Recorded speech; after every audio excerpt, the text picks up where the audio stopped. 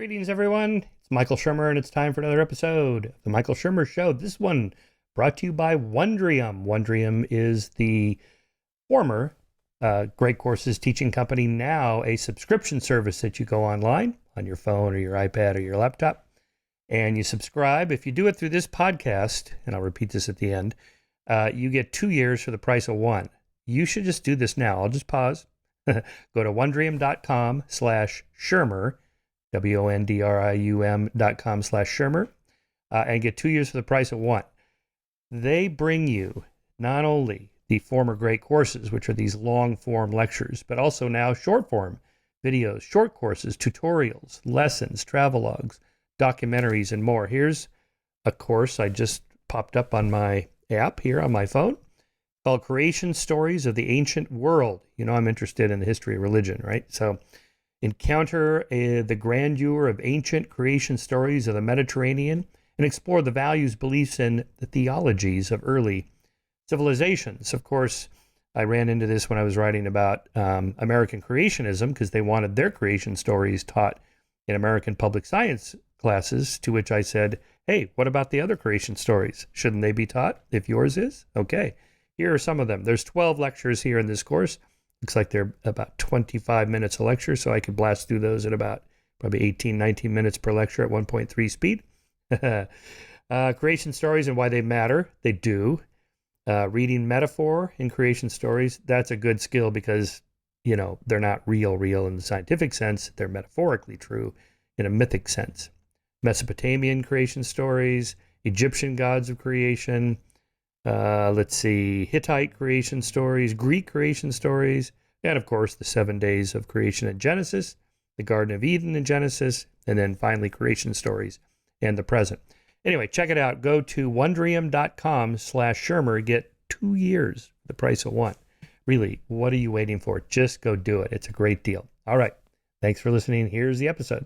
My guest today is Andrew Gold. He's a British journalist whose podcast, On the Edge, with Andrew Gold, investigates belief, cults, and extreme ideologies. So already you know why he's on here. He speaks 5 languages, has lived in 6 countries, and has, made award-winning documentaries around the world for the BBC and the HBO about fringe topics, from exorcism and UFOs to abortion and porn stars, and even more controversial terrain, such as his 2 years investigating pedophiles. On his podcast, he's interviewed Richard Dawkins, Amanda Knox, we have to talk about that, John McWhorter, Gad Saad, Peter Boghossian, Robbie Williams, and that Shermer guy, as well as several psychopaths, murderers, cult defectors, and a guy who had to eat his friends after a plane crash. Hopefully that latter bit is not related to the previous guest I just listed. The reason he started his podcast is because the UK TV producers who work with the BBC kept insisting that he no longer be visible on screen in his films because he was told they need a minority. In other words, Andrew, you don't have enough melanin in your skin. Yeah, apparently so. I did once tell them I'm Jewish, and I got laughed out of the offices, so I didn't make that mistake again. Oh, you mean because you think that's a persecuted minority? Forget that. You guys are free and clear now. Absolutely, yeah. No, it was it was painful at the time. It was like 6 years, 7 years of it. Of when you first get told a thing like that, like, hey, we can take your ideas, we love this, we're going to make a TV series and everything, but the person on screen can no longer be you. It's got to be a minority, like whoever. Like they don't, when you first hear it, and I was young, I was like 23 when I first started hearing that. So I suppose I felt good about myself, and it was like, oh yeah, I'm taking one for the team. But then it's like, okay, now it's been 6 years and I can't get any work, and people are calling up to cancel gigs because I actually got a phone call one time. It's come to our attention that you are a white man, and unfortunately we couldn't employ you. This was a corporate gig, and it got to the point where I was just unemployable. So I had started the podcast. Interesting. So how long ago was that? Did that start happening? So that started happening when I was, I suppose, 23. I'm 33 now, so it was about 10 years ago. Right. Yeah.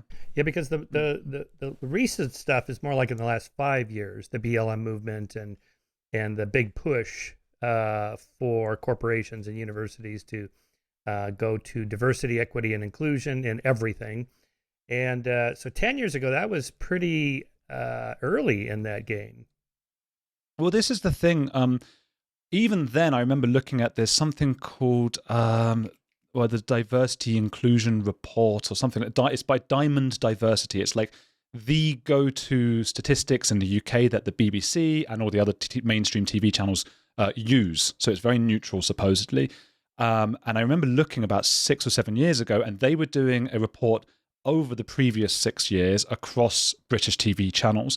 And they found that already, so we're now talking 6 to 12 years ago, in that sort of 6-year period, people from what we call BAME, B-A-M-E, which is Black, Asian, Minority, Ethnic, were already something like 2 or 3 times overrepresented on TV screens. White men were already the least represented. And this didn't bother me that much at the time. What bothered me was when I told friends or people would raise an eyebrow and go, well, that's not true because I've clearly, white men have been ruling whatever. And I thought, well, no, but the statistics are showing you that's simply not true. So then they would say, oh, but what about behind screen? And I go, okay, well, that's a different point, but we can look at that. And I looked at off screen on the TV channels. And again, there's that thing of, which you hear in Hollywood and stuff as well, there are many male directors, for example, and it's like 70% male directors, but above the directors are the showrunners and the executive producers, and they are like 70 to 80% women. And again, minorities are represented at least to the amount that they are in the workforce in the UK off screen on TV channels as well. So it hasn't rung true for a very long time. Interesting. Well, I'll tell you a funny story. So 2 weeks ago, I'm in the middle of my book tour for the conspiracy book, and I get a call or I get an email from a producer at an NPR radio station network in Boston. And it's one of the big ones. And he says, look, I'm working on a series on trust in institutions like journalism and the media, science, medicine, and so on.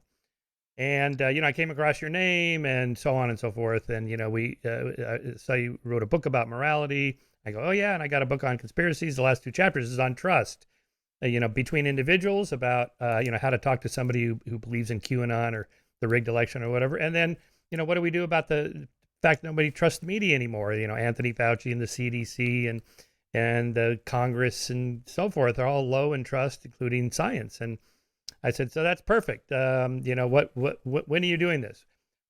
Well, there's just one thing. I need the black version of you. Oh my God. I said, and he says, who do you know? I'm like, did you just say what I think you said? I mean, are you saying I'm the perfect guy for the job, but I'm white? He goes, well, see, we have this diversity, and we need to get more people of color and so on. I'm like, well, so I don't have enough melanin in my skin. He goes, yeah, I guess that's, if you want to put it that way. I said, that's racist. Wow. He goes, well, I wouldn't call it racist. We're just trying to be more inclusive. I go, but it's racism. You're telling me you're the most qualified person for this particular job, but you're white. How is that not racist by definition? And then anyway, we ended up, I just hung up. I just gave up. It's like this guy, and I could tell he was a white guy, and he seemed, he seemed like he really believed it. Like we're really doing the right thing here. Like, we need to do this. I know it sounds bad, but this is a corrective for all the shit, that we white people have done for the last, 2 centuries or whatever. Is that the sense you get, that most people that are into that push for this, they really believe that this is the right way for society to go? Well, I just want to ask you as well, did your mind go to a black version of you? Because that's what my mind started doing. Is it John McWhorter? Would he be a good... I did mention John McWhorter, and he said, we looked into John, we talked to John, and he said this is not really his thing, and he declined. Yeah. Unbelievable.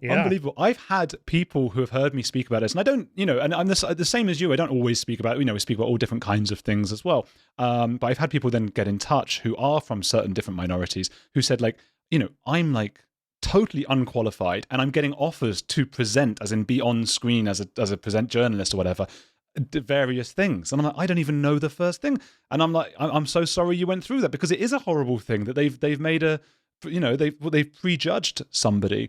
I think there's no doubt the vast majority of these people really believe they're doing good. I guess that's the only reason, well, for most people, that that they do anything, isn't it? They must think they're doing good. And I felt good. This is the thing. And when it first was told to me, I felt that kind of very human urge to feel some form of sacrifice.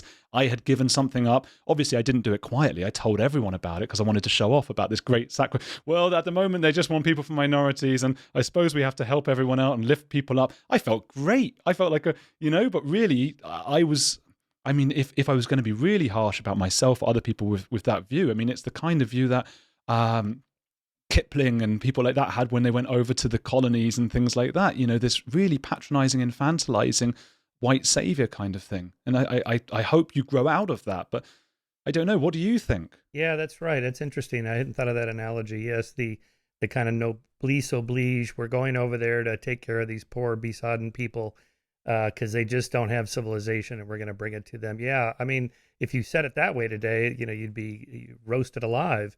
But that is kind of what it is, right? We are reaching down to pull you up. And, people like John McWhorter say, no, thank you. I can do it on my own. Right. And I suppose there has to be, I try to look at both sides of everything. And I suppose if you had a society where the people from certain minorities were totally underrepresented in places like TV, then maybe you do have to have that conversation. And then you've got that struggle between the rights of the individuals. Each individual needs to have the right to apply for a job, whether they're white, black, or whatever else, and get that job. And then, well, it's, you don't want a society that TV is only white or whatever. So it is a really difficult one. And I'm not saying it's easy, but when we've got statistics that are so easy to find that show that this has not been the case, that white men are not overrepresented at all on TV, it's the opposite. When the stats are so readily at hand, that's when it becomes really, really frustrating. And I think that's an example of people's will to believe in something. They want to believe that it's not the case so much that they refuse to even look at the facts. Right. So like in STEM fields, women and minorities are underrepresented, particularly like math, physics, engineering, chemistry. And so everybody decries, well, must still be a problem with misogyny and racism in those fields. But if you look at the other numbers, like marine biology and social psychology and medicine, women are more than 50%. In the social sciences, it's like 70 or 80% now of degrees that are granted, including all the way up to graduate degrees. I think it's still a majority of women. But no one says, oh, well, those social psychologists, they apparently don't like white guys. Or there's some kind of reverse misogyny. Nobody thinks that. They just think, well, obviously women are more interested in that field than some other field. Okay. Very few professional Jewish soccer players. Right. I want to go around as a Jewish person. Why can't you let me in the team? I'm not good enough. But there were none. I think there were zero in the Premier League, League, as they say in the States. I don't think there's a single Jewish player, and the only ones they have ever been are one or two Israelis. But you've never had like an American or a British Jewish footballer. And again, I'm not going to go like, oh well, they must hate Jewish footballers and don't want them. The club want to do the best they can. They want to buy whoever the best player is. It's just culture, physical stuff. Who knows what it might be? Right. Yes. Well, so yeah, it could be culture. Like in cycling, there's almost no black cyclists. Why? Nobody cares what your color is. They just need performance. And it's like in this year's Baseball World Series, there was a big thing about there wasn't a single black player born in the United States. There were some blacks from other countries. There was some Puerto Ricans and Cubans and I don't know what. Just people. There were people of color, but they weren't born in the United States. And this became a thing. And it's like, who even keeps track of that? Where there must have been some years where there were more black players that were born in the United States than represented by the overall population, but no one keeps track of that number. Well, it's the same as the English women's soccer team in the recent World Cup. They didn't have a single black player in the starting 11. I think they had in the whole squad. They did one or two, but it was they were underrepresented. But it was a huge news story, and everybody's saying, "Yeah, we have to do better." And it's like, well, what do you mean? They won the cup, so they had the best players, which was unusual to win the cup because England has. I don't think they'd ever won it before. They were really good, but previous iterations of that England team had a lot of players from certain different minorities and things. It just happened that way. If you roll a dice enough times, you're going to get variations and things. But people have to do something and change things. So I don't know. Yes, well, so the goal of society should just be to lower all the barriers and let anybody do whatever they want. And when you do, then people will sort themselves out by what they're interested in. So, like, there was that study, I think it was in Sweden, where they're the most liberal and open to women being in STEM fields, and they still have the discrepancy. It's not 50-50 women and men in the STEM fields. And you can't make women do something just because you have some ideology that says it has to be 50-50. And it's, that just, the problem here, as I see it, is the equal outcomes has to be, it cannot be the measure of fairness and justice. It's just equal opportunity. And, if you compare it to 50 years ago, I mean, we've made massive progress. And maybe it's not perfect in all fields, I don't know, but it's way better than it used to be. But back to why people do it, I do think there's several motives. The one we just discussed, they really believe this is the right thing to do. There's also some virtue signaling, don't you think? The credit I get in my social group by showing up at some march or putting my pronouns. I mean, the pronoun thing is just weird, right? I mean, it's a really, go on, sorry. No, but when would I use that pronoun? So if you tell me you're Z and Zer or whatever, but I'm just going to call you by your name if you're in the room. It's like, hi, Andrew. And then maybe if you left the room and somebody came in and said, well, where did Andrew go? And I go, well, Z went to the bathroom or whatever. But you're not there to hear me say the pronoun that you want to be called. So I'm not even quite sure when you would use that. Well, that actually touches on quite an interesting difference between American and English or British or whatever. And I think it is anecdotal, really, but I think it's been touched on by enough people that I think this is a bit of a trait, is that in America it is a little bit more common to say he or she about someone in the room with them, whereas in the UK it would be like, you'll be like, arrested for that. So I found it when I've been in a group of American people, they will say, like, pointing at me, they will say, well, he said it or something, which I'm like, oh, I'm not used to being, that's a bit of a strange thing. But you're right. I mean, we shouldn't be, and it is so impersonal and it is so ridiculous. And man, I had a point and I've forgotten it, so I'll let you carry on. And if it comes back to me, I just wonder if it's a way of signaling publicly. Look, I get it. There's been racism, misogyny, and homophobia, and so on. I want to do the right thing. It's cost free. I just put some cost free. Yeah, that was the point I was going to make. There was I know I keep talking about soccer now, and by the way, and I can't win with this because when I'm talking on American podcasts, everyone goes, "Oh, you're a traitor. It's football." And if I say football, they say, "Oh, it's soccer." I don't care what it is. It is a thing. Well, you know what I'm talking about. And the England team were doing, because they're playing in Qatar, where the human rights issue is a problem. They decided they wanted to wear an armband on the captain's armband. It is the captain of the team wears this armband, and it would say something like "One Love," which was supposed to be a symbol saying, "Hey, we are for gay rights. We are not homophobic, even if they are in Qatar or wherever else or whatever." And they were going to do that, and everyone made a big deal out of it. Oh, how fantastic! The players are really coming together for this. Until the day before the first game. And it wasn't just England, it was all the teams, a lot of the teams. Holland were going to do it, Germany and whatever. And then as they were about to play, FIFA, who is the collective in charge of the whole football thing, said, if you do that, you're going to get a yellow card, right? So the player who's wearing a thing in support of gay rights will have to instantly, every player who was going to do it from every team dropped it. They stopped doing it. And that's because there was actually going to be some cost to their virtue signaling. And it wasn't a huge cost. It's a big deal. You don't want to start with a yellow card because you might get another one, and But if you think of the stuff the suffragettes were doing to get their rights, I think some died and threw themselves in the way of carriages and things like that. I'm not saying people should necessarily do that, but and I'm not even blaming the footballers or the soccer players themselves. Like I understand they've been pressured by all sorts of people into having to have these sort of virtue signals. But if you're going to have them, then really have them and get some cost from it. I feel like that's the mark of a real. Real intent. Right. Costly signaling theory, this is called. It has a few other explanations in biology, but basically, like the bowerbird builds this massive, structure to appeal to females.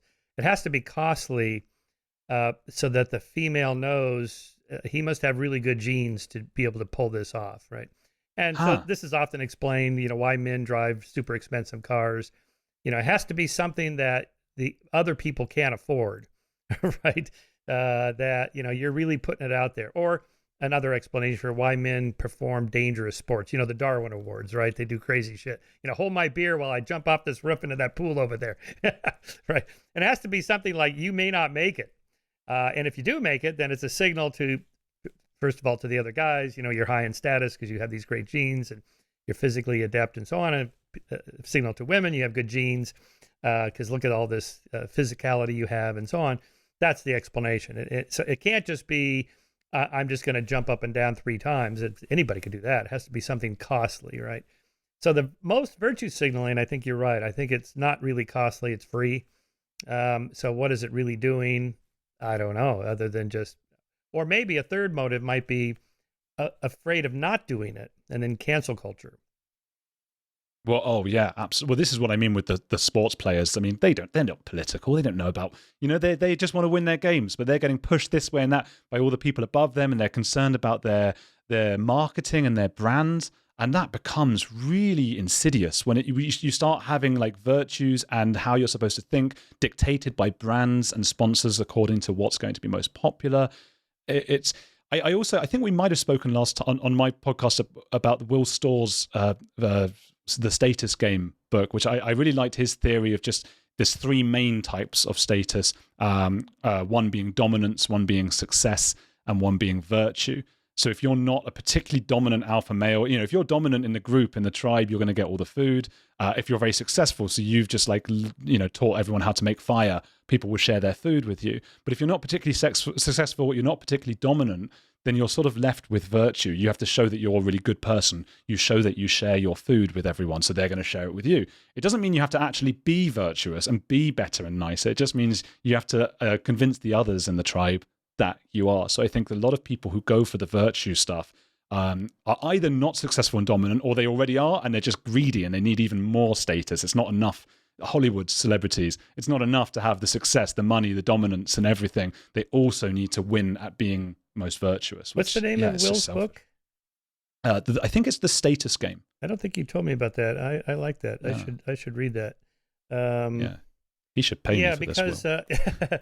yeah, because virtue, I mean, you can fake it, but I think in time your fellow group mates would recognize you're kind of a Machiavellian, psychopathic manipulator, just pretending to be a good person. So my argument is that you actually have to be a good person. I mean, really live it, really believe it. Because if it's just a utilitarian calculus, like I'm doing this just so that you'll help me next month, or, you know, so I get some brownie points or whatever, people can see that, well, that's not true virtue.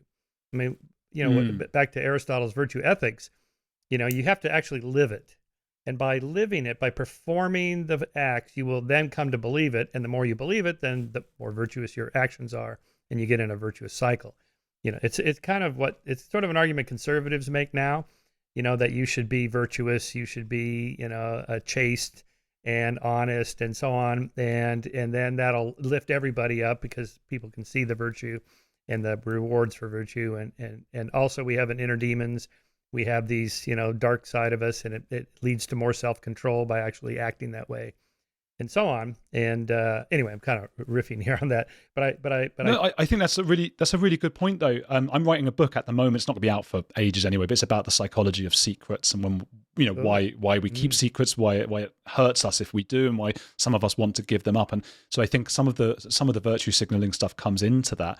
And I wonder if, to an extent, you're right that like people can see through it, but if there are enough people, especially on Twitter and all these places, who are also playing that same game, they're all sort of raising each other up. And if we're really honest with each other, for example, someone who's one of the biggest virtue signalers, Ellen DeGeneres, right? I think we all knew she probably wasn't very nice. I don't mean to gossip or whatever. I don't know the full ins and outs. Apparently, she was really not very nice to the people around her. But I think that didn't really surprise anyone. But as long as they're sort of quite good at performing it, we're willing to sort of, or the other virtue signalers are willing to lift her up and sort of try to get virtue by being associated with her until, you know, it all came out, of course.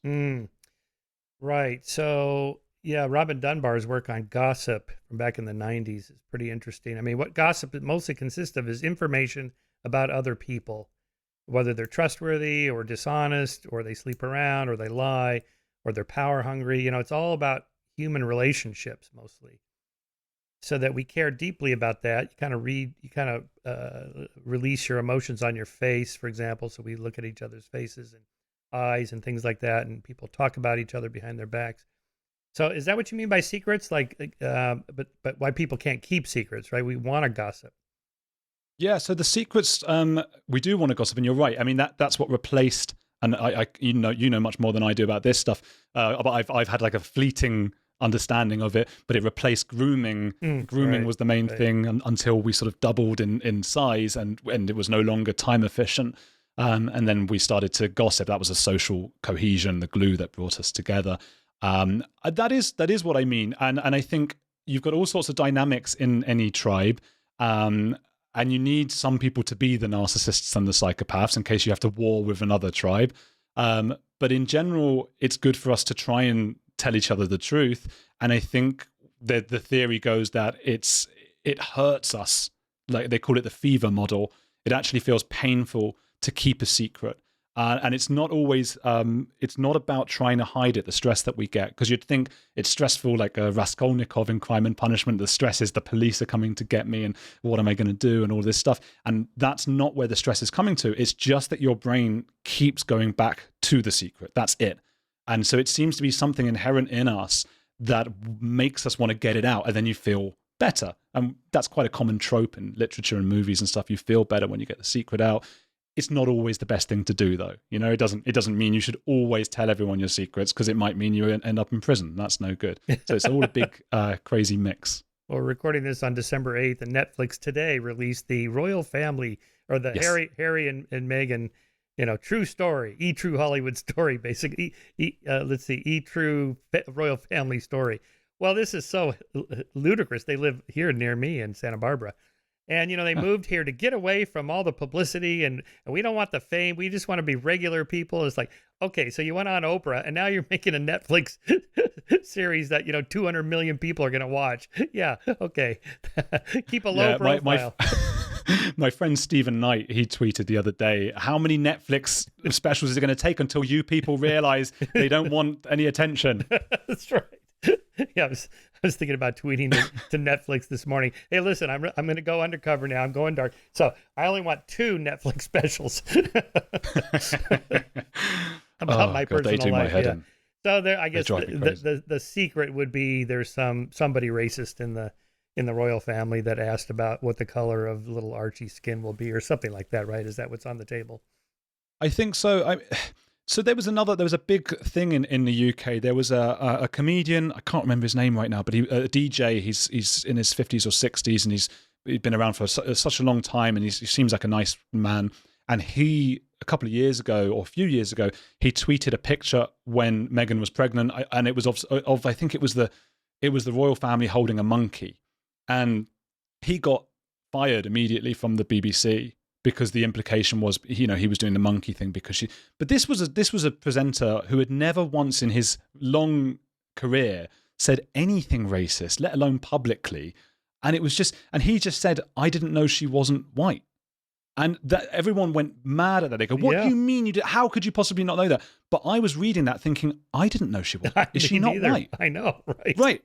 But even saying that's controversial. People go crazy when you say that. I had no idea. I lived in Latin America for 9 years. She seems white compared to most people. And I resent that you and I are sitting here even discussing it. I resent that we're sitting here having to go, I thought this pigment of skin and this bit of...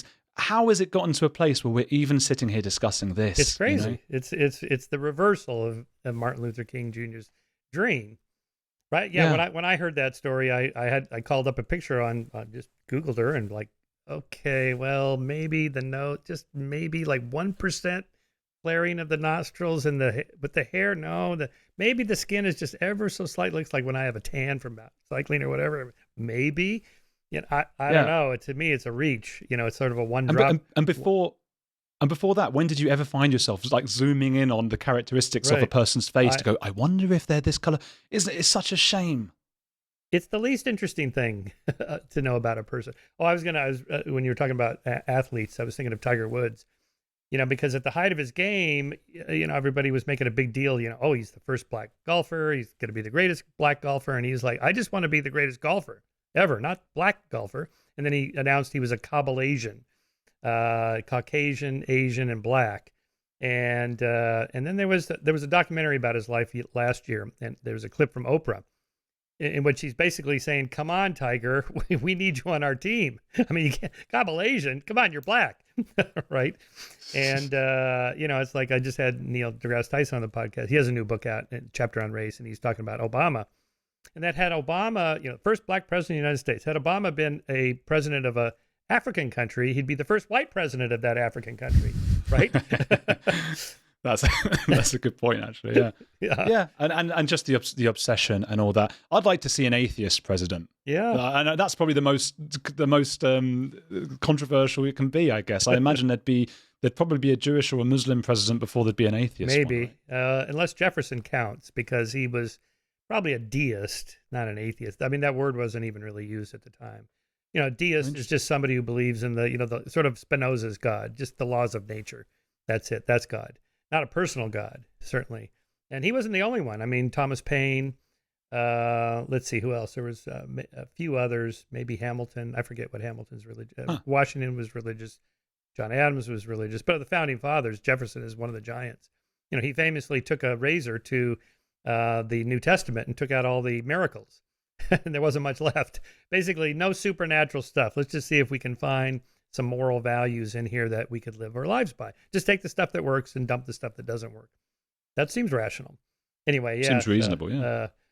But since then, probably no. And the polls last time I checked, maybe a decade ago, yeah, you would be elected president as a like a gay, black, Muslim woman before an atheist, right? Wow. Yeah. That's quite a combination. It's just a tribal reaction, isn't it, with belief and stuff? Oh, one other motive, and then we'll move on to exorcisms and sex and all the other good stuff you look at. So, I was thinking about this when I was watching the George Floyd video. It's just enraging to watch this. It's just infuriating. And there's enough of those, even though the data shows, there's not a massive problem of cops, mistreating blacks at that level. I guess they pull them over more and rough them up more and talk to them more disrespectfully, some studies show, but not actual killing of blacks more than whites, say. But in any case, just, if you see a few of these, you just feel like you want to do something. Now, what can I do? I'm just a writer, and, what can you do? You're a podcaster and a writer and filmmaker. Well, I'm not the mayor of the city. I'm not the chief of police, and where I can go in there and, okay, we're going to do something, right? But I can go down to the city hall tomorrow because there's a big protest. And I'm going to go down there and I'm going to let my voice be heard. Sort of like the Women's March after Trump was elected. We're going to go down. What's going to happen? Nothing. But, at least we can get our voice heard. So I do sometimes think, we made so much moral progress, civil rights, women's rights, gay rights, LGBTQ rights. What's left? Well, trans rights or, police brutality. We're going to protest something. And I want to be morally engaged with society. I want to do something. I want to make the world a better place. And okay, I'm going to go down there and do something, even though, maybe nothing happens. Yeah. What? That's how you feel. Right. I mean, this is what I'm wondering, is that the motive of some people? Why the protests and the eruptions of these things? Yeah. I think it's a really hard one because you do get people, this is probably a fair insult labeled at someone like me, potentially you, I don't want to bring you in, potentially Jordan Peterson, when he says that you don't need activism and stuff like that. And I'm at I'm slightly younger than you, so I know I'm going to, over the following decade, flip and flop and go back and forward as much as one can about these beliefs. And yet we do sort of go, oh, look at them, their virtue signaling, and it's really frustrating. And it is a little bit like we're those members of the tribe trying to say, like, no, this is fake virtue. Get them out. There's a purpose to that. At the same time, I see myself as this moderate or whatever, and then people go, "Oh, you're an enlightened centrist, or you're a centrist dad," or gammon. They call people in the UK who are centrists, pink-faced kind of people or whatever. Without those people on the edges, on the left and the right, and who do go down, perhaps selfishly because they want to feel good about themselves. But without them, we wouldn't have the vote for women. And so I thought about this recently because there were those people, the climate change protesters, who sort of recently in the UK especially, have been gluing themselves to roads, and people are not able to then get their families to hospitals. People haven't been able to see their family members die or go to funerals. And you see these videos that are very emotional where there's a guy saying, please just move. I can't, run you over. Please just move. I've got to get to my mother's last hours of being alive, blah, blah, blah. And it's just terrifying and horrible and sad to watch. And then there's another part of me going, but that's the cost. That's the cost. And that's what the suffragettes did. And I don't know enough about the environment, but maybe it does. Maybe in 50 years, they do look back and go, God, those brave people who lied in the roads. But at the moment, we're going, God, we hate them. And maybe that's it. That's the cost. Those are people who are taking costs. So I don't know how I feel about them, but I used to feel more like, oh, God, what a bunch of idiots. And now I'm thinking, oh, well, it feels like they're idiots to me, but maybe they're doing something bigger and better, Like the ones that glue themselves to paintings after they throw pea soup or tomato soup or mashed potatoes. Right. I haven't followed that super closely. Have they actually damaged the artwork, or is it not? It's not actually harmful. I'm not sure either. My impression was that it was, and then I was speaking to someone the other day who said, no, it's not. They're not fully damaged. And then that's always been that issue, isn't it? I'm rereading my favorite ever book, A Gentleman in Moscow. Have you read that? No, what's that? Get that on your list. Okay. It's a recent book from like the last few years by a guy, an American called Amor Towles, and it's about a count or a duke or a count who at the time of the Bolsheviks, and he gets imprisoned in a hotel for the rest of his life. And the whole way through, you're getting this contrast between he likes all these little delights. He takes delights and joys in life. And there's something so humorless about activists and about particularly left-wing activists. And you have this contrast between the two. So the activists are constantly trying to sort of, take some of the ingredients away from the restaurant's menu, and which seem like they don't have a purpose. And he's always like, oh, but it's the essence of the beauty of the joy in the art. And I think that's a really good example of where sort of that joy meets the sort of deathly seriousness of activism. The piousness of activism is these people, throwing paint over beautiful, irreplaceable artworks. However, who am I to judge which of them is right and which is more perhaps the climate is a more important issue to raise, or perhaps the art is more important for us to be able to enjoy. Well, let's say it is. How is it that pouring soup over a rare piece of art is going to lower emission standards, get countries to change their mind? I mean, it's PR though, isn't it? I guess just media coverage of the problem. That's what they want. They have to hurt. They have to, like we were saying before, they've got to hurt us. They're not hurting themselves. I guess they could do that as well. They could get up and sort of mutilate themselves. That's what that Buddhist did in wherever that was. Was that Vietnam? Fire, Cambodia. Yeah, Cambodia. But I sort of feel like I'd be like, oh, okay. But if they actually damage something of mine, I might stand up, and go, God. Right. And yet the same people seem to hate Elon Musk, who is actually doing something about emission standards, building electric cars. And he has single-handedly forced the hand of all the other major automobile manufacturers to get on board with electric cars. And now everybody's doing it. In California here, we have to have all electric cars. I think it's by 2030. No more gas-powered cars. If you want to drive an old muscle car like a Camaro or a Mustang with the big, you have to go to a track somewhere and drive around for fun. And so he did that, right? I mean, I've been following this long enough. My father was an automobile dealership, Ford dealership. And I remember seeing attempts to get electric cars going. And you can see this historically all the way back in the 1920s. There were more electric taxis in New York City than gas-powered taxis, but the battery problem, they couldn't go very far. And also, there were incentives by the oil companies and so on to in cahoots, as it were, with the automobile manufacturers, that to build these roads and the tires and the gas and the fossil fuel, the whole thing. And it really took Elon to say, no, we're not going to do that. We're going to make a cool, sexy, expensive at first, then cheaper later car. And now everybody's doing it. Why is he hated? I mean, he should be like Mr. Liberal. Is it because, and again, you'll know better than I will, I think, but is it to do with that we had the sort of left and right, and that was the two tribes with the left and the right, and now we've got that sort of four-way thing where we've got authoritarianism and libertarianism as well. And while Elon is doing things that are probably left of center, particularly with the environment, that's not going to be nice for all the Republicans who are supporting the oil industry and all these things, he's libertarian and believes in, and a lot of the left, it's the authoritarian left who don't like him. Is that what it might be? Maybe. Also, just a general resentment of wealth. You don't hear as much about Bill Gates anymore now. It's Jeff Bezos is the favorite person to hate, and Elon because he's the richest person. However that's counted, we should remind ourselves that it's just a number on a screen depending on what the stock price is of Tesla. He's the richest, and then stock price goes down $10 one day. Oh, he just lost $100 billion. Oh well. So, where did it go? To him. Where was it in the first place, and where did it go? It wasn't anywhere. It was just on his computer screen here, right? So something like that. But still, I think there is. Here's my sense of it: that most people, I think, recognize it's okay to have some income inequality. For the rich to get richer because they're inventing things like iPhones and so forth. But at some level, if it's too much, like John Mackey, who's the CEO of Whole Foods, is a longtime friend of mine, and he practices what he calls conscious capitalism.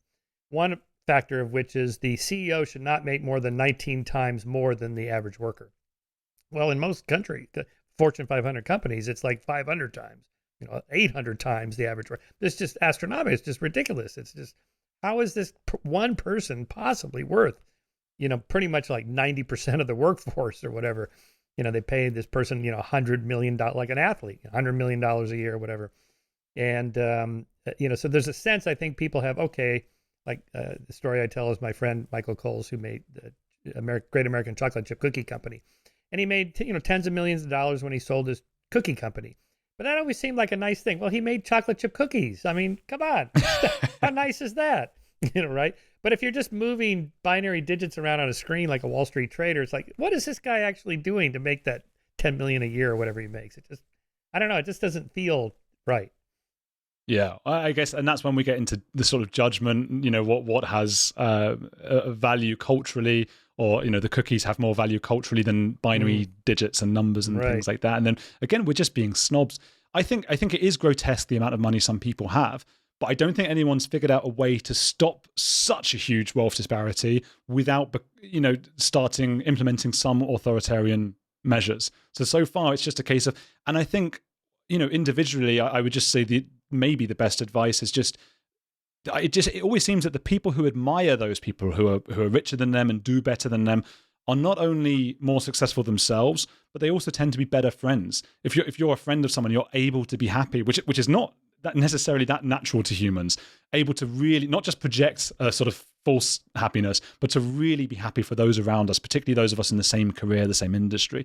If you can really make yourself happy for other people, I think that's likely, but not necessarily, going to spread to you and come back to you. It's the bitterness. And you see that, like culturally, like you're saying about how people feel about Elon Musk, Bezos, Gates, but you see that as well just in anyone listening, their career, they will know of people who they feel extremely bitter of. And they just think, I would try and retune that and go, okay, I'm not bitter. I'm happy for them. And I want to learn from them and see what they've done right. I think that's probably a better way to do it. Mm-hmm. Okay, back to where we began, where you were talking about not getting virtue points for being Jewish. Why is that? I mean, if our sensibilities now are in the direction of supporting and favoring people who have been oppressed historically, come on, the Jews have got to have top rank in at least the top 5, historically over the last several thousand years of oppression and so on. And yet, the support for Israel is pretty problematic on the left. And anti-Semitic incidences have gone up way up in the last 2 years, and you have people like Yee and just ranting about the Jews. Why is it you're not incorporated into the diversity, equity, and inclusion category? I suppose there's that again. That it's a hard one. Because you answered it brilliantly. When I had you on my podcast, and I think with regards to I've lost my train of thought again. I forgot what I said actually. It will come back in a second. Is it I guess. Is it the Jews? Oh yeah, I was going to say that it's so appealing. It's such an appealing narrative that whether it be Bezos, Gates, whoever, or just the Jews. I know that they're not Jewish. I don't think Bezos is. Is he? Is Jeff Bezos Jewish? So. I don't think so. No. but the idea that I mean, that's what you've said before with conspiracy theories. It's much scarier to think that nobody's in charge. That everyone's just wandering around. It's a much nicer idea to think there is someone in charge, and that's so appealing that I've often even sort of fallen for it myself. And I thought, like, did all the Jews get together and I wasn't invited? And I feel like it's like a perfectly like Woody Allen thing to think, like, God, they all got together, no one invited me. And I tried to get to the BBC. I made my own documentaries. I purposely went and learned different languages. I did so much because I wanted to be like better than the others and to show that I was more valuable than the others, do everything I could. And I still wasn't allowed in. And I just thought, yeah, they've left me out. Don't they know I'm Jewish? Does this not help? And David Baddiel is a comedian in the UK who is a Jewish guy, and he sort of reclaims the word Jew. So in his Twitter profile, he's just got Jew, and that's it. Because Jew is a bad word. So he just goes, I'm a Jew. And I've started doing that now as well. Yeah, I'm a Jew. So, and it does make me feel bad. I've been ashamed my whole life. And he came on my podcast and he sort of gave me therapy almost for an hour. Like, why do you feel this shame? What, other people have put this on you. Why are they putting it on you? So it is fascinating. I suppose, look, it is different to other minorities, and we can pass, right? If you can pass as white, it's very different. And there is a belief that it is punching up, but that's what the Nazis thought as well, isn't it? Right. So because Jews on average are fairly successful in many professions, maybe it's a sense, you don't need our help. You're already there. Yeah. Right? We're going to reach down, not reach up.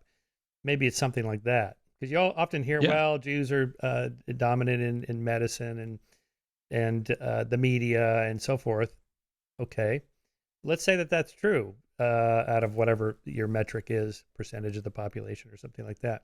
But why is that? In part because of the anti-Semitism of the past, centuries past, where Jews were not allowed in most professions. They were restricted all the way up really until the 1950s, right? I mean, most American universities were restricted.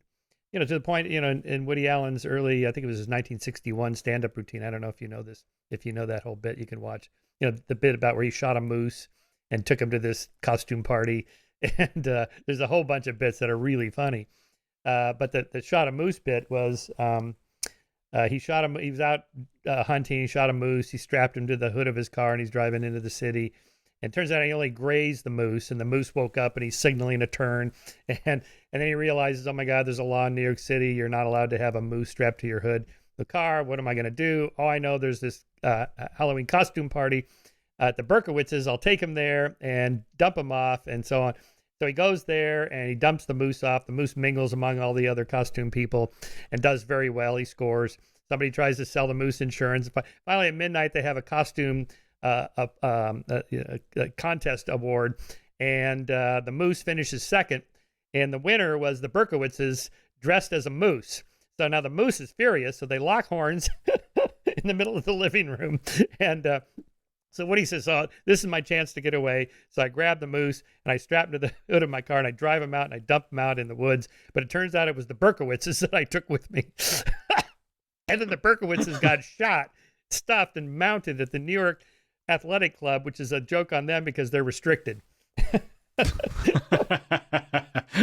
So, jokes about Jews even then. Early 60s. And, Groucho Marx used to make a joke about, because his second wife, I think, was non-Jewish, so the daughter was half Jewish, and he took her to the New York Athletic Club and asked if she could go in the pool up to her waist. Right? But, I mean, it's funny because it was true, right? The Jews were restricted until the 1950s. Even Harvard, I think, had limits on how many Jews could attend. Openly, just like this is it. Country clubs would not allow Jews, and just astonishing. I suppose. What if it? I mean, it's not. This is the thing. It's not true that Jews are pro rata the richest minority. Even in the US, there's another minority that's richer. And I tend not to say because it's irrelevant. You don't need to know which one it is. But there is a minority that is per person wealthier than Jewish people. And it's also I was listening to, I don't even know what it was. I was flicking through TikTok or one of these things, and I saw an interview, and it was a black person who was talking about why black people have so many Mercedes Benzes. Apparently they have like twice the amount as white people, again pro rata. despite being having less money per person. And again, it was that case of when you've been restricted a real freedom, you look for any kind of status or anything you can hold on to get that freedom. And that's what Jews did. And there are a lot of Jews in Hollywood. David Baddiel disagrees with this, and he's going, no, he just won't have it at all. And he's just going, no, it's not true at all. It's not true at all. And he talks about how, particularly in the UK, where it is different in the UK, but he says, we've tried to find Jewish directors because we were making a documentary about Jewish stuff, couldn't even find any, but there were just none. So a lot of it is like factually just incorrect. But then, you know, with any conspiracy theory, there are grains of truth. And then it's like, well, does it matter? And then who are the people deciding, they're doing better? As I say, there is another minority that does better per person financially than Jews. Kanye West, he held up this big thing of the TV producers and said, these are all Jews. And I gather that a lot of them weren't, or most of them weren't. But it is complicated. I mean, what if most of them are? What if all of them were? What would that mean? And those are would it mean that Jews are controlling the media if it were true? And then what would that mean for where we stand in some sort of woke hierarchy of victimhood? Mm-hmm. Right. Well, apparently you didn't get in on the club. I didn't. I want to tell Kanye that. Yeah, I'm over here. Come over to England. He won't listen. And look, he's done extraordinarily well, you know. So, but look, the thing with Kanye is, I think he's probably having a mental breakdown or something. I mean, he was wearing White Lives Matter as well. He's not like doing this from some sort of woke agenda. He's just lost his mind. Right. Yes. Mental illness is sometimes an explanation for things like that, not always. Okay, back to belief. So I was watching your exorcism film. You know, it's just incredible to watch one of these exorcisms where the people are writhing around on the floor and so on. What do they really believe that? I mean, they really feel like I'm possessed. They're jerking around and babbling and so on. They must have inculcated somewhere. Where are they getting this idea of this is what an exorcism looks like? This is how I'm supposed to act. Where you and I are assuming they're not actually possessed by a demon. It's interesting. So exorcism as a practice was popular, I guess, around the time of Christ and for like 100 or so years after. And it completely fell out of practice for a couple of millennia until, you guessed it, the movie, The Exorcist. And that brought it back into mainstream culture. And obviously it's an American film, but that has an impact around the world. Particularly that film had such a huge impact.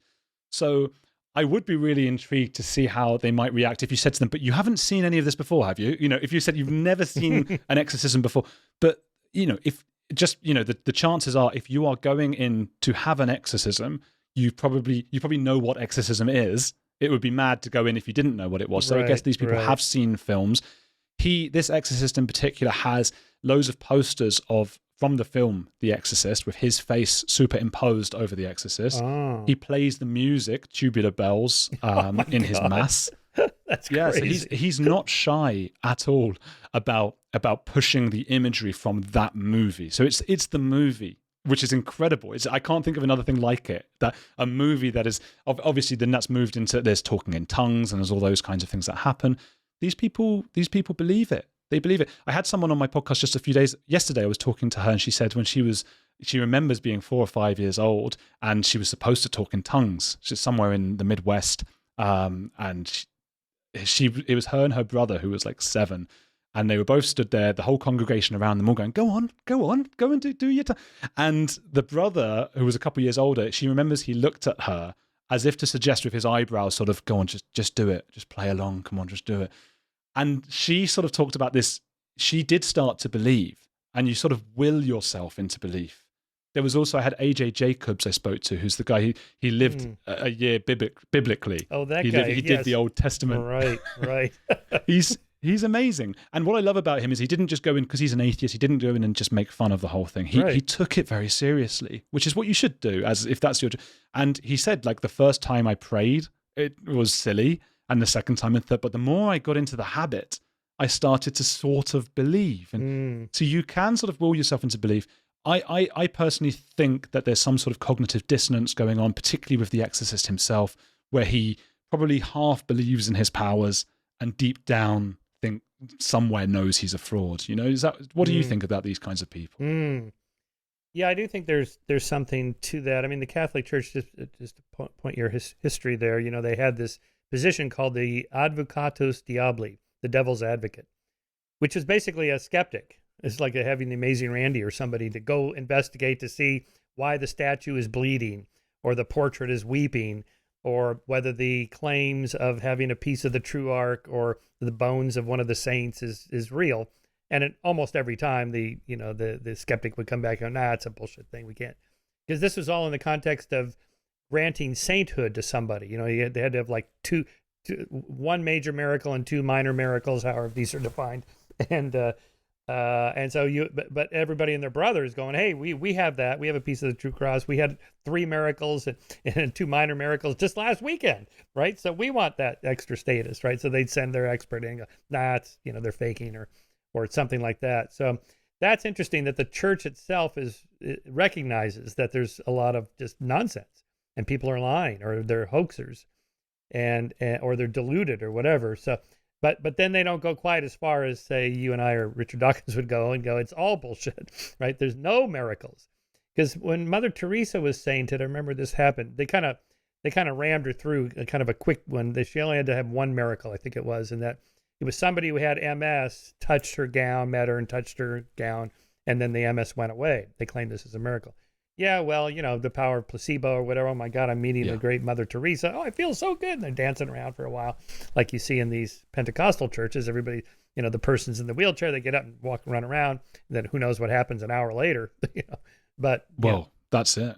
Yeah, have you seen Derren Brown, the magician mentalist? Yes. And he does that, but a secular or non-believing version, I should say, where he says on the stage, like, I have no powers, there's no one else, but I will make you see again and walk again and all these things. And people in the audience are sort of murmuring, or this seems, and he gets them up on stage, right, you can't see, and he's like, no, I can't see, and right, now you can, and the guy reads something, and you're like, what?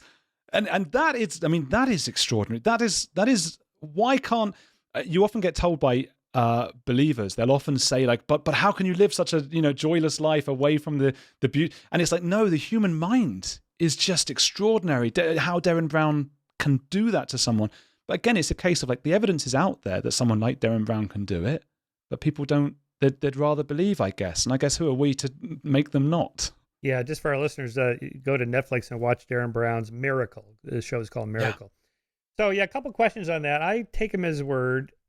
I've met him, but I don't know him very well, that he doesn't use plants and that he's actually just doing kind of a quick hypnosis. Of course, these are edited. You don't know how many times he tried, got somebody up. Like, for example, one of them was, here's a little newspaper or whatever, read the headline. And then he does a quick thing. You will not be able to read, and then the person's going, blah, blah, blah, I can't read this. What? And they're turning it upside down, trying to figure it out. And then now you can read it. Much like I've seen hypnotists on stage. I've seen this happen many times. Like, okay, you're under hypnosis, post-hypnotic suggestion.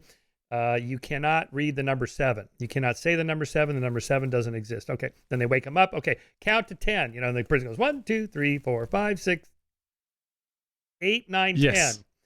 And it's like, I know this person's not a plant. I did this when I was in college, and I knew the person that was up there. And it's like, how is that possible? And yet it is. Well, right? I went to Derren Brown's show recently here. You did, and he called me up on stage. He didn't know who I was. Oh my God! But my girlfriend, he does this thing. So firstly, at the beginning of the show, and I don't think I'm giving away any secrets here, because I think a lot of hypnotists do this. But he gets you to put your hands together. You lock your hands, he says your hands are stuck. He does a whole thing for a while. Now move your hands apart. And I knew the idea was that you're supposed to not be able to move your hands apart anymore. So I was, because I was curious, what can it feel like? I really wanted my hands to be stuck. I was also a bit apprehensive about that feeling because you're out of control. I don't think I'd like that, not being able to move my hands apart. But I thought, come on, this could be good. I want to see what that feels like. And it got to the end of it, and my hands just came apart. And I thought, oh, what a shame. But some people's hands were locked. Okay. And I think it's a minority of the people in there. I think it was like, I would say 1 in 10. So they stay standing. Right. Then he starts asking those people to come up, and he does a few more tests on them, sends some others to sit down. So you end up in a room of several thousand people with the most... And he says, Derren, that, it doesn't mean people are stupider or cleverer or this or that. They are just more susceptible to being hypnotized. It's just that. So he ends up with the most susceptible person in the room. Later on, he did this bit where he just like, put your hand up if you're here with a couple, put your hand up if this and that. And my girlfriend had her hand up, so I had to have my hand up. If you would be willing to come up on stage and this and that. He asked a few questions and eventually went, oh God, okay. And he threw a thing out into the audience and it landed with us. So we had to go up. I was on one side. He does. Derren has apparently seen my Exorcism film, but I don't think he recognized me in that moment. That I've heard through other people. So I go up on one side of the stage. My girlfriend's on the other side. I'm with 3 other guys and 3 women are on the other side. So the idea was he has to pick which of us are with which girlfriends, based on we had to get up and say the thing that annoyed us about the other person. So the guy next to me, he was annoyed by the fact that his girlfriend ate crisps or chips, potato chips, too loudly. So each of the men, myself included, had to get up to the microphone without looking at any of the women and just say, oh, I hate how you eat potato chips, or I hate how you eat this and that. And Derren would wait for the right person and go, it's you. Okay, I can see that because you looked defensive, or she turned her head away, or that kind of thing. And he got everything right. And he's extremely funny. That's a huge part of it. You're laughing so much that you're not seeing the misdirection. And he wants you to believe, I think his whole thing is, look, obviously nothing is magical, that I'm doing tricks, but what I'm doing is psychology.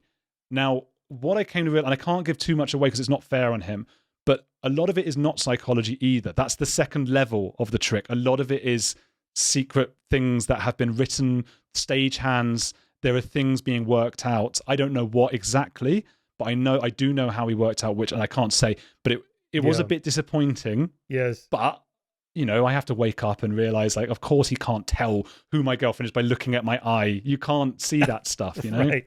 Yes, that's an a mentalist friend of mine explained this to me. So he does a card trick, pick a card, and any card you like. You have total free will, which of course you don't. It's a force bet, right? he knows that the card you're going to end up with. Okay. And then he does this thing. Okay, now, and there's no way I could have seen it. No way. Okay. Now I want you to kind of bring the image of the card up to your forehead, like up here. And now look at my hand. Now I'm going to move my hand around and move your eyes, follow my hand, think about the card. And people think, oh, I picked the 3 of spades. So my eyes must be doing this, like in the form of a 3, and then the form of this is all bullshit. He's not reading anybody's. Yeah. You can't see anybody's eyes, the card they picked, right? This is all misdirection. That brings us on, because I know you were saying you wanted to talk about Amanda Knox. Oh, yeah. Who was basically convicted on how she looked and how her face looked and what she was, right. And I do a bit on her in my book about secrets as well, because this is a very, very common idea, particularly on YouTube. And I'm constantly getting people in the comments saying, you've got to talk to, the behavioral panel, who are guys who seem very good at what they do. Yeah, right. Yeah, and I haven't watched enough of them to know, that much stuff, but I'm very skeptical of how much you can really know. And again, I haven't watched their videos, so I don't know exactly what they're saying. But how much you can know from someone's behavior and how they look and act and stuff, because she was acting differently to what we expected. I'm very familiar with the behavioral panel. My wife's a big fan of them. She put me in touch with the head guy. I forget his name now. And so I've had email exchanges with them. Like, I'd really love to test what you could do if you don't already know the person's lying. So they take Lance Armstrong or Bill Clinton or whatever. After the fact, we know he's lying. And now look, he looks away, or Lance used his thumb. Like, 1, I did not get, I never tested positive. 2, he goes, oh, there's the thumb. It's coming out. That's a sign of lying. It's like, wait a minute. You already know he's lying. Or Clinton, takes a big, deep breath. I did not have sexual relations with that woman. Then he kind of looks to the left. Aha, when you look to the left, it means you're lying. And it's like, could you, that's after the fact, hindsight bias. No. You're connecting the dots when you already know that. Could you under blind conditions? I'm pretty sure they couldn't. And he said, probably not. It's a cluster of things, it's kind of a fuzzy set, and it kind of moves in that direction if you have these 6-10 characteristics. Like, I don't know. Yeah. And there was that Malcolm Gladwell's book, Talking to Strangers, and he does a whole passage on that as well, where they got people, under trial circumstances or whatever, they got people to lie about certain things, and then he got people to come in and see if they could tell they were lying, and then they got or experts to come in as well to see if they could tell who was lying. And they got it right no more often than just members of public. Right. So it was basically debunking the whole idea. And people don't like this because, again, I think it's a little bit like what you've said about conspiracy theories. We like to believe that our leaders are somehow sort of almost supernatural. If we don't believe in a supernatural deity, let's at least believe that the people who are in charge are omnipotent and omniscient, and that they, a chief police officer could see the deception in someone just by the way they're looking or talking. We can't. We just can't. And that's scary for us. One extra point on the magic faith healing business of Derren Brown. He's not using plants and fakes, but some of the faith healers do.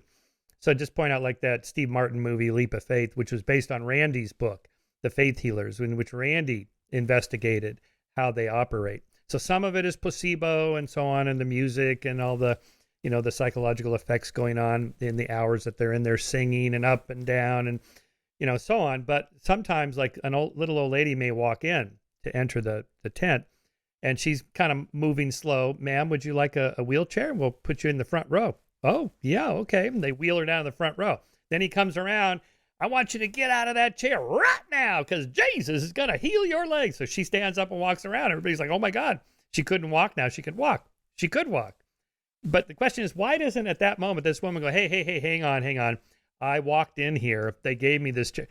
Because I guess social pressure, like you just don't. Social pressure. You don't want to interrupt the whole show, right? You want to feel like well, when I felt that on stage with Derren, I felt that because I knew, and things almost went wrong because I'd misread something that I realized later that was almost like I got stage direction from him, and I'd sort of almost given the trick away. And I spent the rest of the whole hour sat there watching the show because this was right at the beginning, feeling, God, did I mess it up? Is Darren upset with me? I mess as if I was a co-conspirator with, and it shouldn't have been that way. I shouldn't have felt that way. He's supposed to know. It's not up to me. So there is that feeling of like there's a lot of pressure to go along with it. Yeah. So when we had these people exorcised, they did all the things they were supposed to do. I was ringing bells above their heads, which I did the first time, and then I regretted it afterwards, just because I realized quite how serious and awful the whole. I mean, you're watching someone having a mental breakdown in front of you. It's not often you get so close to someone so vulnerable if you're not like a medical professional, which I'm certainly not.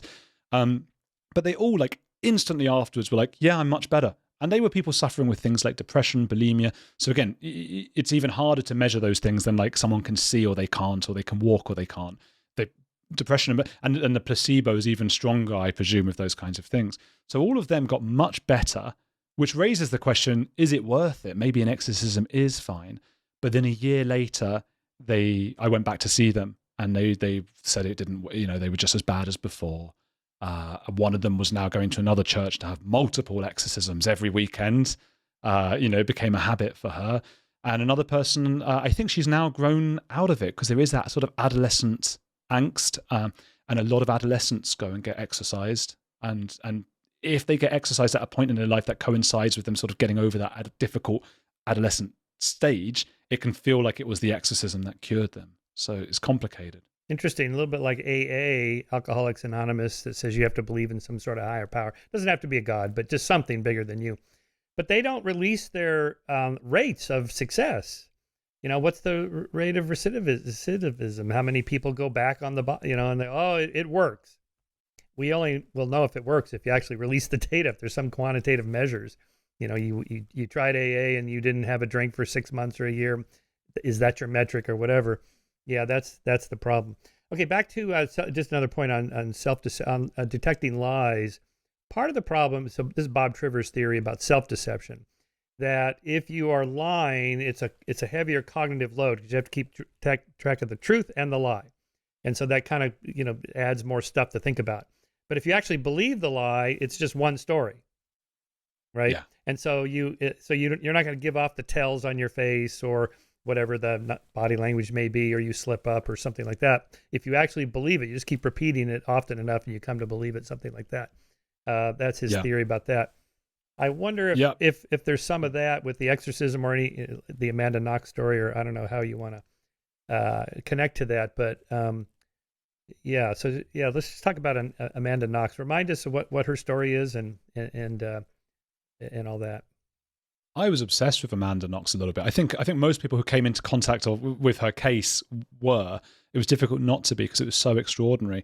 And this was that she was an American woman of 19 or so years old who went to do a year abroad studying in Italy, and she was really into sort of her literature and languages and things. And again, it was this sort of joy of this supposed to be a romantic, beautiful year. And her roommate was an English woman called Meredith Kircher, who one day when Amanda came back, she found Meredith dead. She'd been killed brutally, sex games, blood, all that kind of thing. And she was initially, immediately suspected. It was a small town, Perugia, in Italy. That was, the lead prosecutor on the case was deeply religious, talks a lot about God and that kind of thing. Also very conservative and old-fashioned. So they looked through her diaries and things like that and found things about her name. Her nickname was Foxy Noxy. But Foxy Noxy came from her soccer style, that she was really fast and like a fox. But and that she'd had sex with people. Of course she had. She's a teenager on a holiday abroad. They started putting all these things that had nothing to do with the case together. She happens to be a particularly attractive woman by anyone's standards. It was ridiculous, with these piercing blue eyes. And you look into those eyes and you're just going like, is this a murderer? Did this person murder? And we all sort of, particularly in Britain, it became tribal, because in Britain and Italy, it was like, in Britain, it was like, oh, one of ours has been killed, like John Lennon's been killed by an American. It was so tribal. So the newspapers really went with that, like she did it. So I was, 18 or so at the time. And I'd also done like a year abroad, but in France, but not too far away. And so I related, and the girl who had been unfortunately murdered was Meredith. She had been at the same university as me, Leeds. So I felt a real close connection to that case. And the main thing that sort of turned people against Amanda was that she was seen kissing her boyfriend, an Italian man called Raffaele, in the sort of aftermath while the press were there finding out about the murder. And I remember seeing that, and just the confirmation bias and stuff. I thought she did it because I was young and I'm reading the newspapers and I was like, yeah. And I was like, I can't believe she was kissing. And now you look back at it and it's like, you can see that online, like 3 or 4 seconds, which she says changed her life. These are like not even pecks. You wouldn't classify them as pecks. It was like no smooch happens at all. It's just like mouths touching each other. And it's a boyfriend comforting a girlfriend after an extremely traumatic event. She looks sad and solemn, but we took that to be stoic and uncaring and nonchalant. So all that kind of thing. And then everything, the next day she was like caught buying lingerie in a sexy shop. And it's like, why would she do that just after the murder? Well, because her clothes, she couldn't access them. She wasn't able to access the house. She had no clothes. They were just red underwear. That's it. It was just red. She was seen cartwheeling in her prison cell because of joy and elation. But she just did yoga. She was there for day after day, 24 hours a day in a cell. So she was caught stretching. So all these things add up and we all start to go, yeah, and what a great story. She did it. Like this young, like almost never, ever happened that this like young, attractive, cool person who's gone to Italy, And then the DNA found that there was this guy who was an immigrant to Italy who had a track record of breaking in and burglaring, but, had his DNA all over the bedroom for no reason and fled, immediately left the country. So it obviously was him, and then the Italian prosecutors had to eventually admit to that and go, well, she did it with him. And it's like, come on, what a stretch. But, there were a lot of unfortunate things that happened. I'm not telling the full story. There were lots of bits of her DNA where they shouldn't be. There were a lot of very suspicious things. I can already feel people listening. And I get more trouble from this than anything else. Really? People start emailing, oh, yeah, they're going like, because they think now I don't care about someone dying.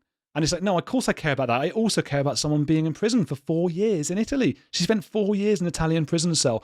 If that happened to me, and I always say to the people who start commenting angrily, going, you're defending a murderer, I would just say, like, you have to be really certain, because maybe she did do it, okay? But if she didn't, then to go through those 4 years and then come out and then see these kinds of comments, which she has to deal with every single day, is just horrific. So I would like to err on the side of, I would rather someone who did it didn't go to prison than someone who didn't do it, went to one. And what was the theory? That it was a love triangle sex game thing gone too far? Yeah, there were like on Meredith's chin, there were sort of nicks of like blood. So it appears that there was some sort of either torture or a sex game. That was the idea. But again, it all came from this like religious prosecutor's dirty mind. And then the Daily Mail went out there and started, really pushing buttons. And it was one man's or a lot of people's dream that this happened. And it's just so, and having now met her a few times, she's so nice. She's so friendly. She reads Harry Potter and stuff. Oh she doesn't God. strike me as like a psychopath. I've met a bunch of psychopaths, and she doesn't strike me as one. That's interesting. Yes, in terms of the media, a sex triangle, sex game gone wrong. So much more interesting than another breaking and entering and just some immigrant. It's boring. Absolutely. Yeah. Yeah. So she was acquitted. There was no compensation for her 4 years in prison. No, and I think that. even now, I don't think the Italian prosecutors are keen to even admit that they were wrong. The feeling is very much she got away on technicalities. There's an amazing Netflix documentary on it, because that documentary, it's so good because it spends the first hour, and I think it's called just Amanda Knox. It spends the first hour basically convincing you she did it. So you're seeing what the prosecutors saw, and that, I'm characterizing them as cartoonish or whatever, but they're not complete idiots, and I can see what they saw. And then the second hour, it sort of tears all of that apart, and you go, "Oh, God!" And this could happen to any of us. So, yeah, all those shows are like that. There's several shows like that in the United States where it's like an hour show. So the first half hour, you're just convinced that this person did it. But you look at the clock, and you go, "Well, we got 30 minutes to go." So there's got to be they're coming up with something else, right? So, that's it. It's too funny. It's sort of like watching a sporting. So watching like a tennis match, you can tell by how much. So you record it and watch it later. You can tell by how much time is left on the clock if it goes 3 sets, 4 sets, or 5 sets. So you know what the outcome is going to be. You don't want to know that, right? So yeah, so it's really a signal detection problem. We want to get it right. So if the person sitting there in the docket is the guilty person, and you correctly identify them as guilty, then that's a hit. That's good. We want to take these people off the street. But if it's an innocent person and you wrongly convict them, that's really bad versus letting an actual guilty person go, right? So the Blackstone ratio, 10-1, better 10 guilty people go free than that one innocent person be convicted. And that does seem to be both our intuitions. When you ask people, what that ratio should be, it's usually around 10-1 or more, and how the legal systems have evolved to do that.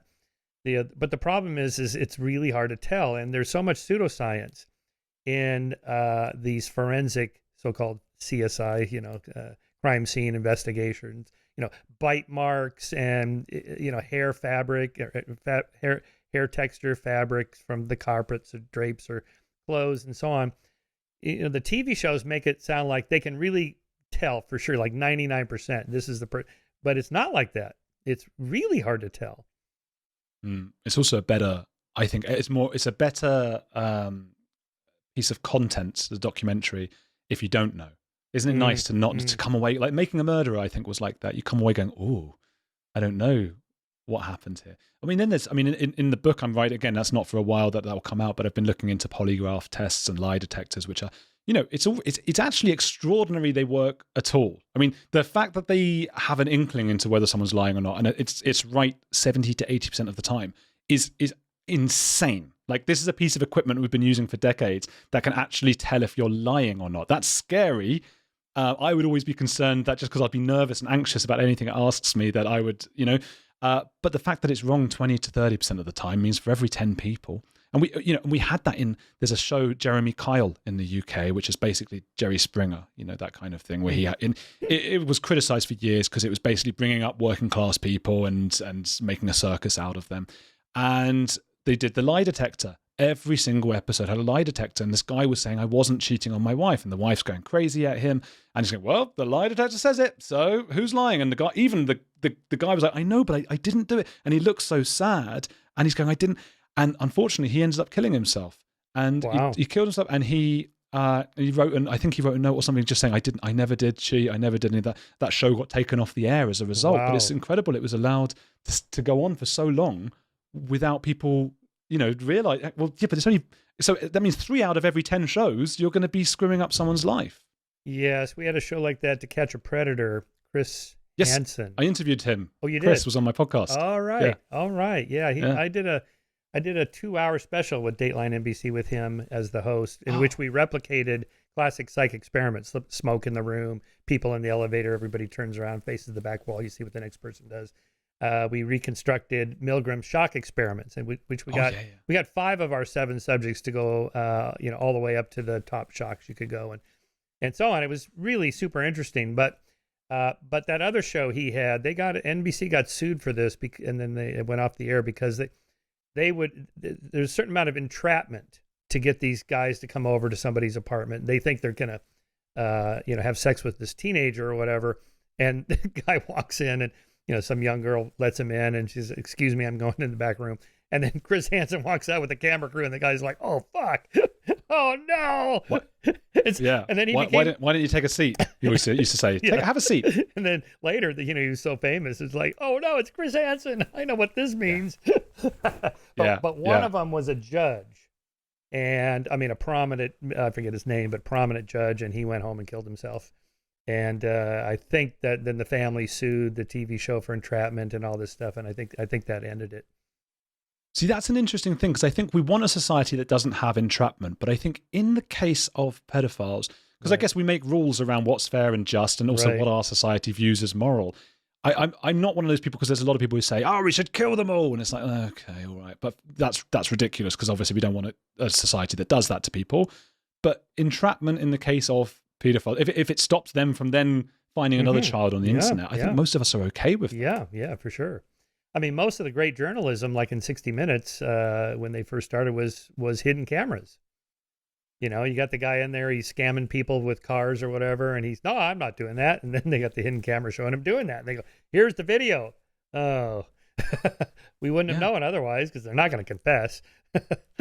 Man, I find those videos like fascinating, and you're not supposed to say the word guilty pleasure anymore, but it's a real guilty pleasure when I see them on TikTok and stuff, because I guess what you're looking for when you look on like social media, we're trying to find something real, because we don't really know if you really saw what other people are doing in their lives, firstly, it's quite boring. Secondly, they'd probably be picking their nose a lot more than you see in like social media. There's a lot of nose picking going on, right? And I've done, for this book, I asked like surveys, like, how often do you pick your nose? And it was like over 90% was like extreme amounts of nose picking going on. You don't see much of that, but that's one of the things you see. It wouldn't be all that attractive, but we're desperately seeking something real. That's what we want with Instagram and stuff. And obviously, when something like Instagram starts, it is closer to real, because people don't know what they're doing, and they're like, "Oh, take a picture," whatever. And then people start to, make it less real and more sort of manufactured and artificial, because those pictures rise to the top, and we sort of, fall for that idea of reality.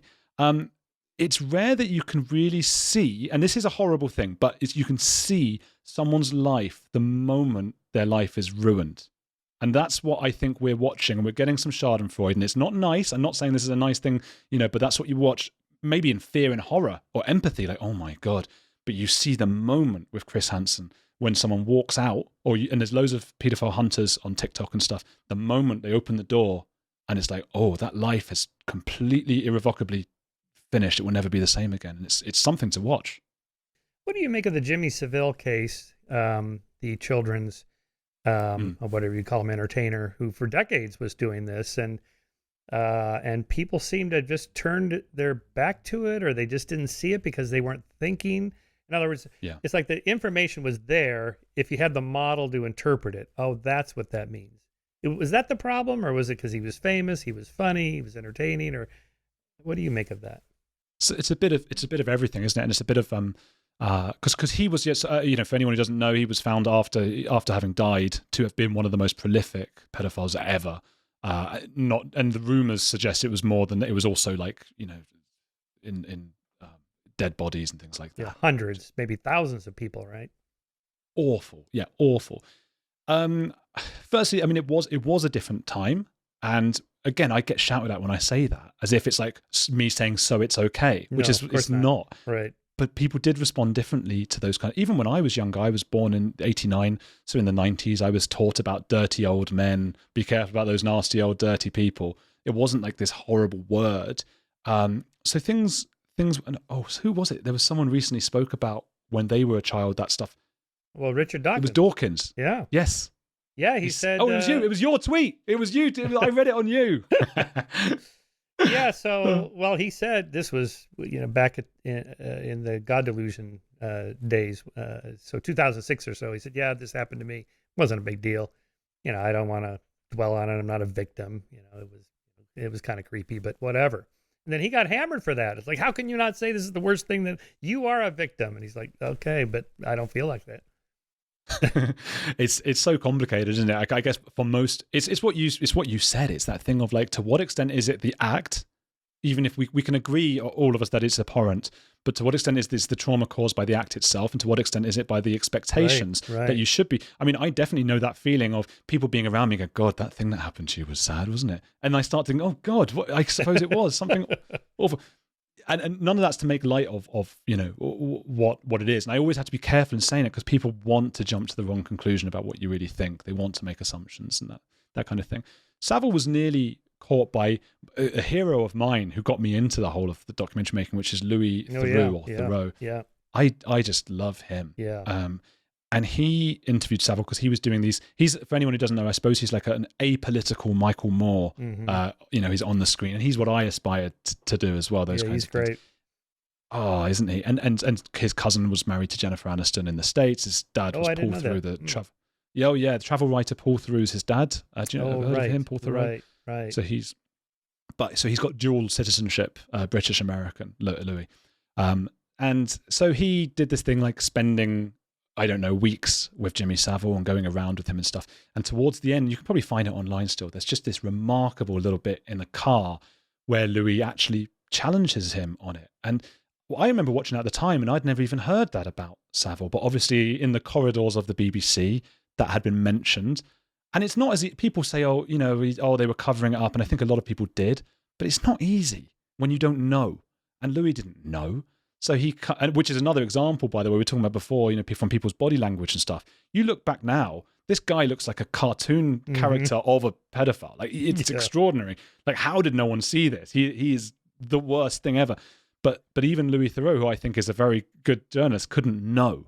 And so he asks him, and Jimmy sort of deflects and says he hates children. And, he says he hates children because he doesn't want people spreading rumors.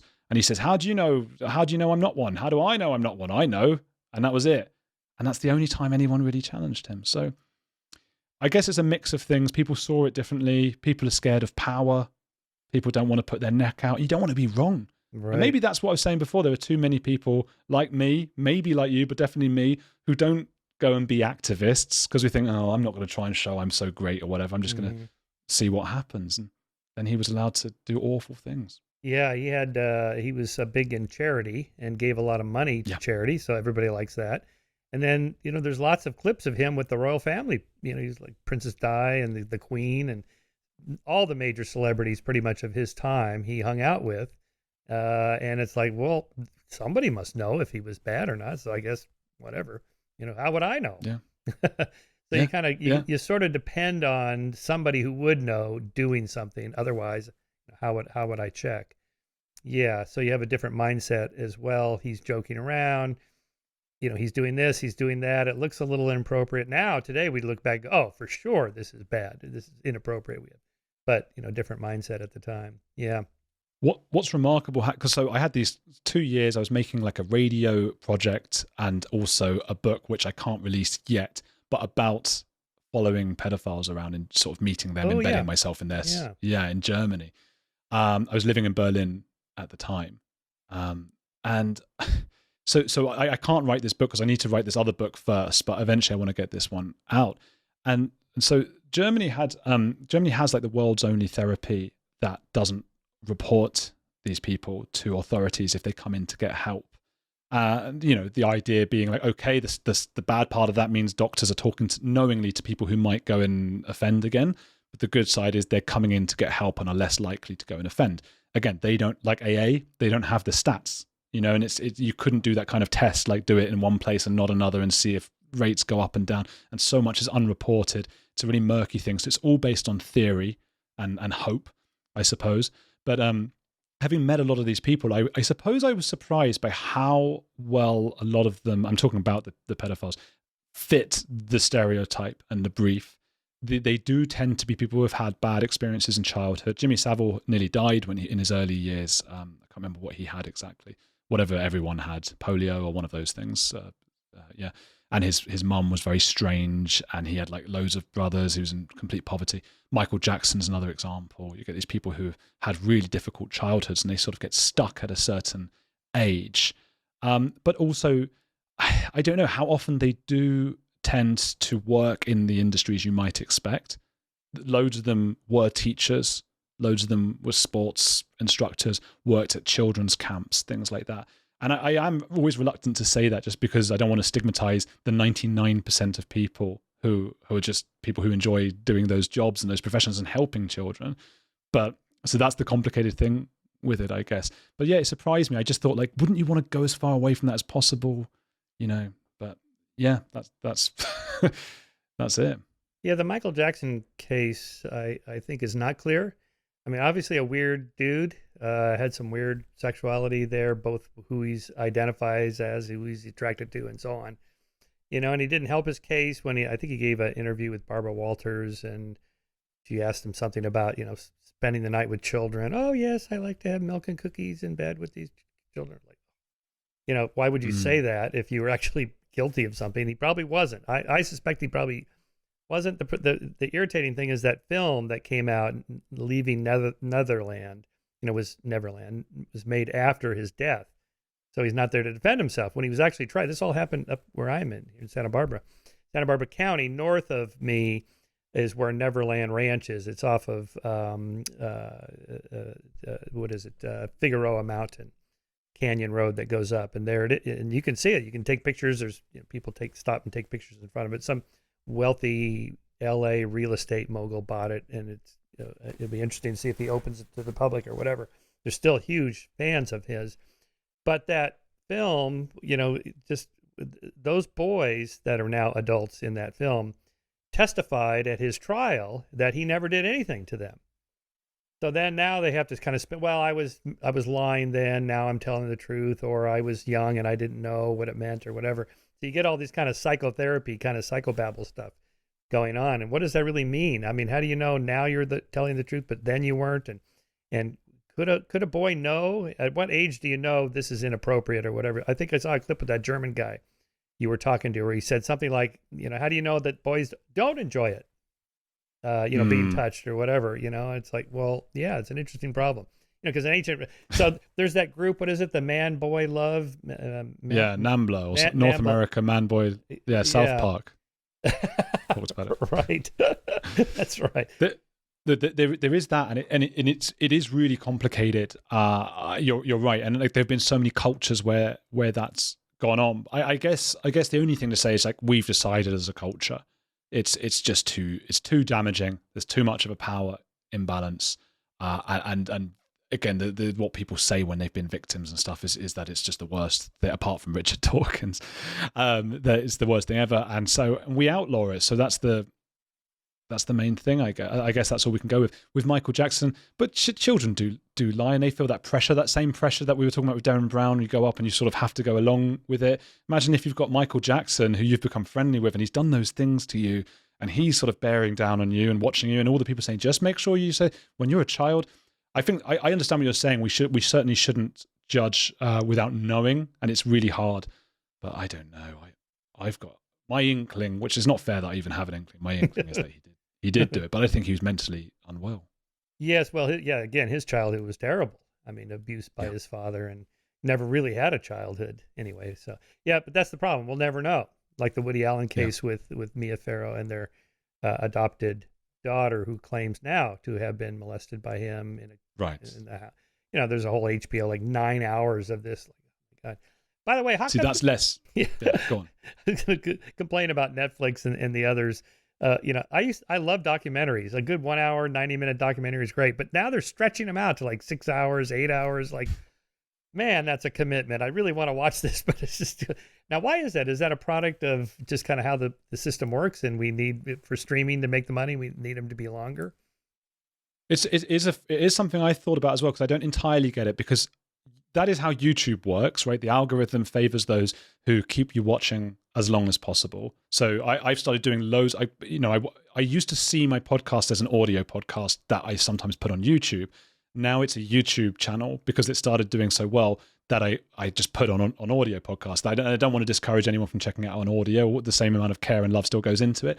But on YouTube, I've been really looking at it, and it's all about how long you keep people watching and how much you're able to keep them not just watching your video, but watching your next video, keeping them on there and watching even other people's videos. They're tracking whether people are like watching your stuff and then closing the computer and going, okay, goodbye, because that's no good for their advertising money. Right. With Netflix, I don't entirely get it just because we're paying for it. It doesn't have advertisement, does it? So surely it should be quality over quantity, unless it's just a case that we are consuming so much stuff that we might as well have loads. So I guess that's what it is. Interesting. All right, a couple other topics. You did one on sex workers and where to have an affair and why people have affairs. It was my first, I think it was my first ever video that I made for someone. So I was, I guess, 24 or something. And I was living in Argentina at the time, again, aspiring to be like the next Louis Theroux. And again, I wanted to be that linguist version. And I thought this was going to be a really easy career because I just sent off an email to Fusion, which was part of Univision in the States, like a Latino-owned TV station or whatever. And I thought they might want some little documentaries about stuff in Argentina. And they just got back really quickly and said, yes, here you go, here's some money. And I thought like, wow, this is going to be the easiest career ever. And it turned out to be totally the opposite. So and it was a stupid idea as well. Like I hadn't even given it much thought because it was about infidelity in Argentina and in Latin America because I felt that people were cheating more often there. But again, it was a totally anecdotal like hunch that I had. And now I was like, God, they've given me the money now. I've got to actually go and make this thing. How do you do that? So I just went to all these places. They do have things like Thursday night is Noche de Trampa, or like cheating night. It's quite known in Argentina as the thing. So I went out before filming and I found loads of people in bars. And I was like, do you know about this Noche de Trampa thing? And they were like, actually, yeah, this is so-and-so. And he's not my boyfriend. And our partners are at home. And I was like, great. Are you going to be here next week? Because I'm going to film. And they were like, yeah, we're not going to let you film. And I was like, right, that makes sense. So I tried all these different things. And we ended up having to make the video about my attempts to find this kind of thing. So I signed up to Ashley Madison, which was the website for cheating. And I met someone from Ashley Madison who told me, Argentina has the highest rate of cheating on our website, blah, blah, blah. Really? And this is the thing. Later, I found that they'd written very similar things about pretty much every country in the world. It's a marketing plan. They just refit all the numbers. Chile has the most in South America. It's just the same. But I bought it at the time, because that was my first video. And I was like, wow, that's fascinating. Tell me more. I went to like strip bars. I went to swingers bars where I felt and looked awkward. And then, what they do have though in Argentina, which I don't think you could have in the UK, probably not the US. So their most popular radio show, at least when I was out there, was called Dogs of the Street or something. And they had this program on it called Dar para Darse, which was like give to give back or something like that. And the idea of the show was you call in and say you want to have an affair with your friend's mum or something like that. And then they call the friend's mum. And so they get put through and the mum goes like, hello, and the guy has to ask, this is the game, 3 questions, like before he asks Dar para Darse with the name of the show. So he has to say like, hey, it's me, your son's friend. How are you doing? And that's the first question. Well, what are you up to today? And they're going a bit like, I'm going shopping. Okay. And then they go Dar para Darse, and that's like, oh, you're asking. And more often than they should do, the person says yes. Like, yes, really? I would like to do that. Have an affair. They're asking him, would you like to have sex, basically? And it's live on the radio. So I don't know how that show works really, but incredible. I got to go in. I was on the show and sort of talking with all the people, which was quite fun. And they also have these things called telos, which are like hotels, but are just, like motels just for sex. And they all have like themed rooms. And that's also because in Argentina, like in a lot of other countries, because of the economy and traditions and culture and stuff, kids don't move out the house, or people don't move out the house until they're like 30, 35.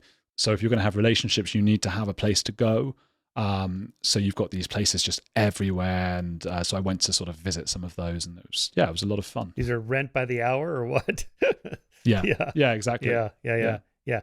So the question is, first, the Ashley Madison, wasn't that busted? Somebody released the whole database, and it turned out it was like 99% men or something were the members. And wasn't there a lot of bots too? They were just fake bots. Yeah. We tried Ashley Madison. Apart from getting the guy who I spoke to, the idea was to set me up on a date with someone who, and I was always going to be honest, which I probably regret now, actually, because I would have had more chance getting someone if I wasn't honest. But I was honest from the start. I said, I'm a journalist, blah, blah, blah, but I'd love to meet you and talk to you. We can film you from behind or make you a face, a shadow, or whatever it might be. And I got nowhere. And it did feel like I was basically talking to bots. Right. And men. So, yeah, bots and other men and stuff. So, but when that all broke out, I got an email like threatening me, like, we're going to release what, because I was on there. I had to register myself. Right. But luckily I was honest with my partner about it the whole time. And I was just like, look, I'm on this, look, I'm doing this so that you know. So I was just like, by all means, tell her, she knows and whatever. But it's still scary to get an email like that. Yeah. Well, the outcome of that, though, very much fits what we know about male-female sociosexual differences, as it's called. I just had Louise Perry on the podcast the other day. We haven't released it yet. She wrote this book, The Case Against the Sexual Revolution. And the book basically kind of summarizes the research by David Buss and others who study evolutionary psychology and why men and women differ in sexual preferences. Women are far more risk-averse. They're more cautious. They want fewer partners. They need to be more intimate emotionally before they're physically intimate. For example, the data sets are now massive based on these sites like Tinder. How many dates would you need to go on before you'd be intimate with this person you're going to date? And then for women, it was 7. The average was 7. For men, it was less than 1, or maybe it was 1 or something. In other words, before they've met them. For every guy that said 2 dates, somebody said, "Why go on a date? let's just have sex right now." Right? Just to say that for this book, again, about secrets and stuff, I did my research. I asked people as well, how often do you masturbate? And again, unsurprisingly, it was much, much higher in men, but it was higher in women than I expected. It was still a few times a month. It was still even ones with boyfriends. I don't know. Maybe it's sexist or old fashioned to me. I didn't expect it to be quite as much, or once a week. Whereas the men were almost all every day, which made it awkward because I know that quite a few. It's an anonymous survey I got people to fill out, but I know that quite a lot of family members of mine filled it out, like male family members. And although these things, if it's 99.9% of men, know people I know, you don't want to be faced with that now. Yeah. I don't even want to picture that. With people I know. Yeah, it's crazy. Yeah, and other things like how many sexual partners would you like to have in a lifetime, like 30 years or whatever it was. Women was 5, men was 25. And then we got talking about Hugh Grant. Remember when he got caught with a prostitute in a car? This is like the most handsome, biggest movie star in the world. He's dating Elizabeth Hurley, one of the most beautiful women ever. And he's having sex with a prostitute in the car, right? So then he even went on the Tonight Show with Jay Leno here, yucking it up. Like, what the hell were you thinking? I don't know what I was thinking, And then finally I heard a sex worker call into a show talking about this. And she said, men don't pay me to have sex with them. They pay me to have sex with them, and then they can just leave. No commitment. I don't have to take them out to dinner. I don't have to get to know them. There's no, follow-up, nothing, just sex. And that's a huge difference. So I think probably this Ashley Madison, the reason it worked out the way it did is because that's a male psychology thing. Just, commitless sex. And, the zipless fuck as it's called, it's like the unicorn, doesn't exist. For women. And on average, like how many one night stands have you had, and women it's like 1 or 2, and men it's, 10 or 11 or something. And the other one was sexual regrets. And women tend to regret times that they had sex with somebody and it didn't turn out well, or they didn't like the guy, or he was a creep or whatever. And men tend to regret times they didn't have sex. And then there was another famous study where these experimenters, so these are shills working for them on a college campus, as so much of this data comes from. So you walk up to somebody of the opposite sex. I found you attractive. I saw you standing there and found you attractive. Wonder if you go out on a date with me tonight. And these are all single people, right? So it was about 50-50 for both genders, both sexes. And then the second scenario is I saw you standing there, found you attractive. Wondering if you go back to my apartment with me tonight. And there, whoop, Huge difference. Okay. And then the third scenario is, saw you standing there, found you attractive, wonder if you'd have sex with me tonight. And there it was 0 for one of the sexes. Not one person said yes, right? And Some of that might be cultural, though. maybe. Yeah, maybe. But it's only some. Yeah. What you're And then why did that culture start? Where did, what's the cause and correlation? Right. Yes. Right. So, well, the argument is that from the evolutionary psychologists is that women are more risk averse and selective and careful because they carry most of the risk and the dangers and, being pregnant for 9 months and birth. And it's, in our evolutionary history, that's a very dangerous thing, high risk thing to do, and STDs and, being abandoned and, and stuck with a child and on and on and on. So there's kind of a logic behind those sexual differences. That's the argument. So this Louise Perry argues that women have been sold a bill of goods by feminists who tell them you can have sex like a man, you can have all the sex you want, all the partners you want, have fun, and because we have equality now. And basically she's saying equality is great, equality of opportunity is great, do whatever you want, but just remember you're probably going to regret it. Acting like a man. This is what it's interesting. It's not her book. There's 3 books out on this now, and then Bridget Fetisi, if you haven't had her on your podcast, you should. She's great. She wrote that article recently. I forget what it was called, but it was basically, I used to be a slut, now I'm not anymore, and I regret having sex like men.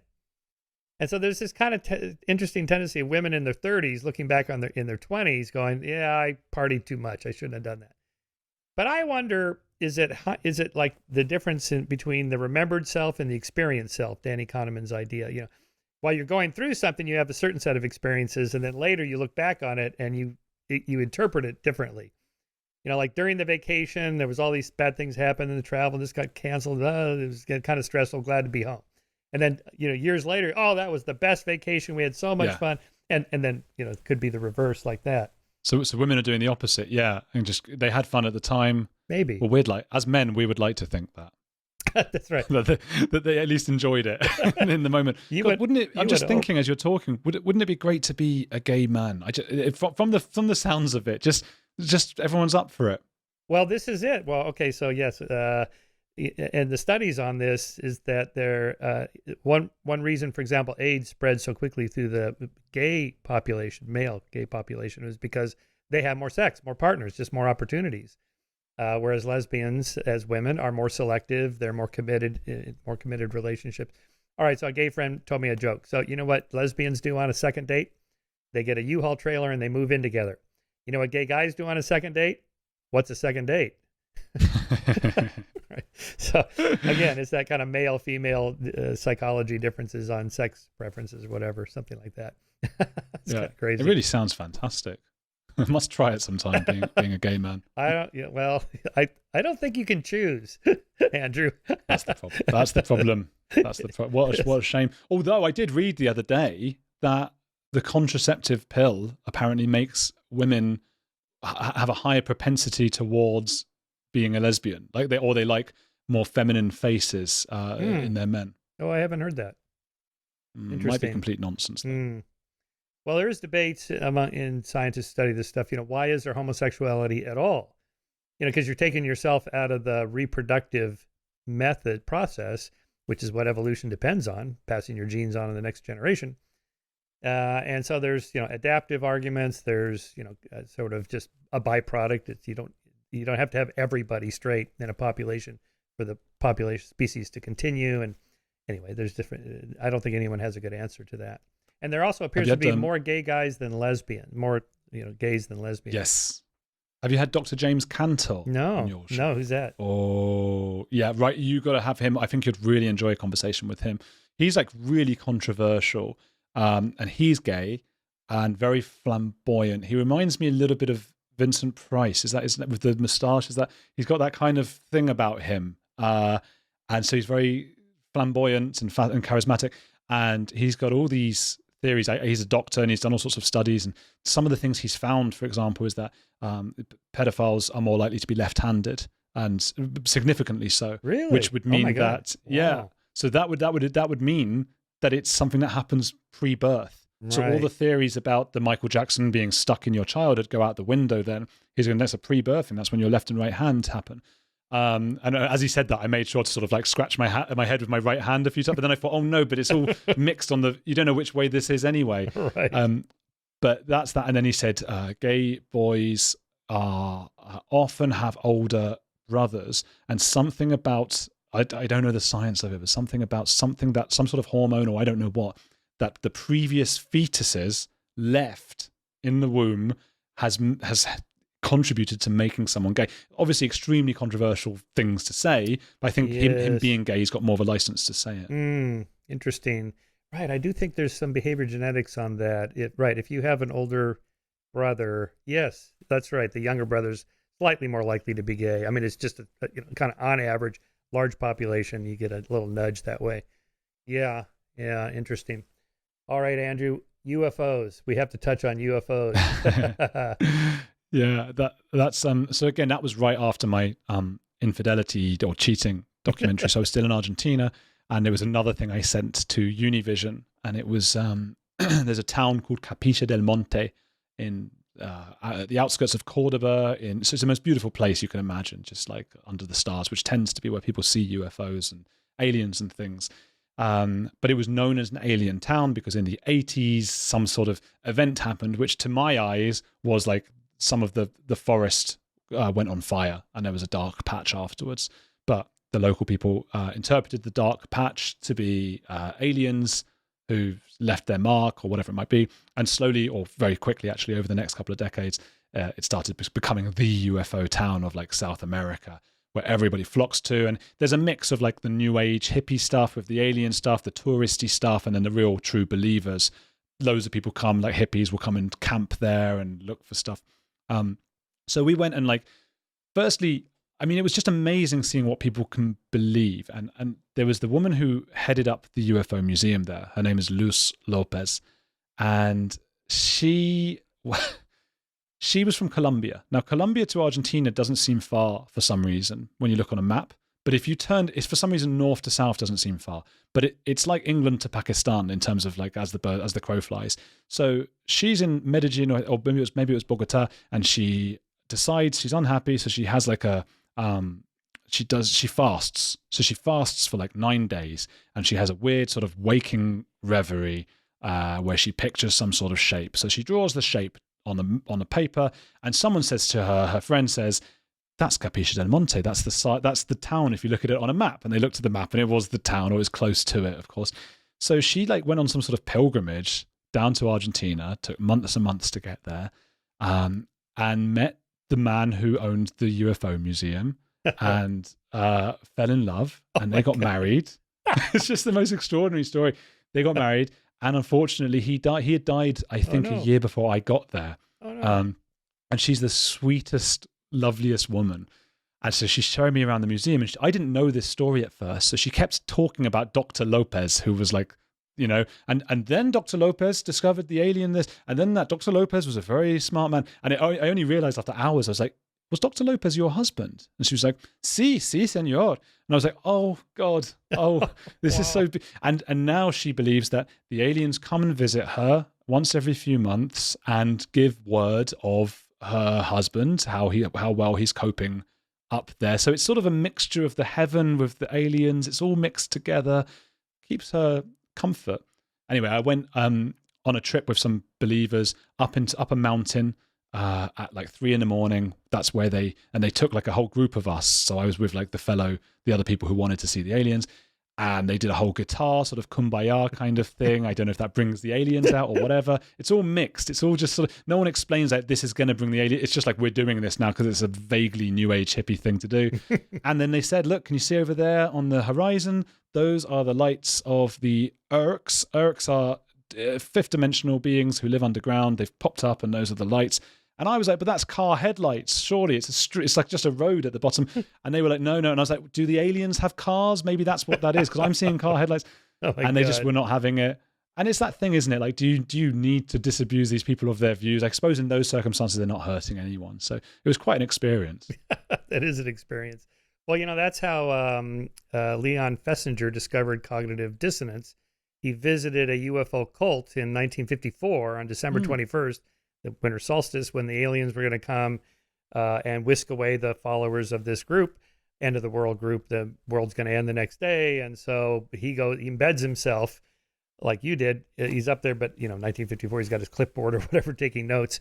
What's going to happen when the mothership doesn't show up at midnight, right? And so, they grew kind of anxious, and they're looking at their watches, and, maybe it was Eastern Standard Time instead of Mountain Central Time or whatever, and then, 1 o'clock and 2 o'clock, and then everybody goes home the next day. So the question is, did they go home and go, well, that was a stupid idea. Can I have my car back?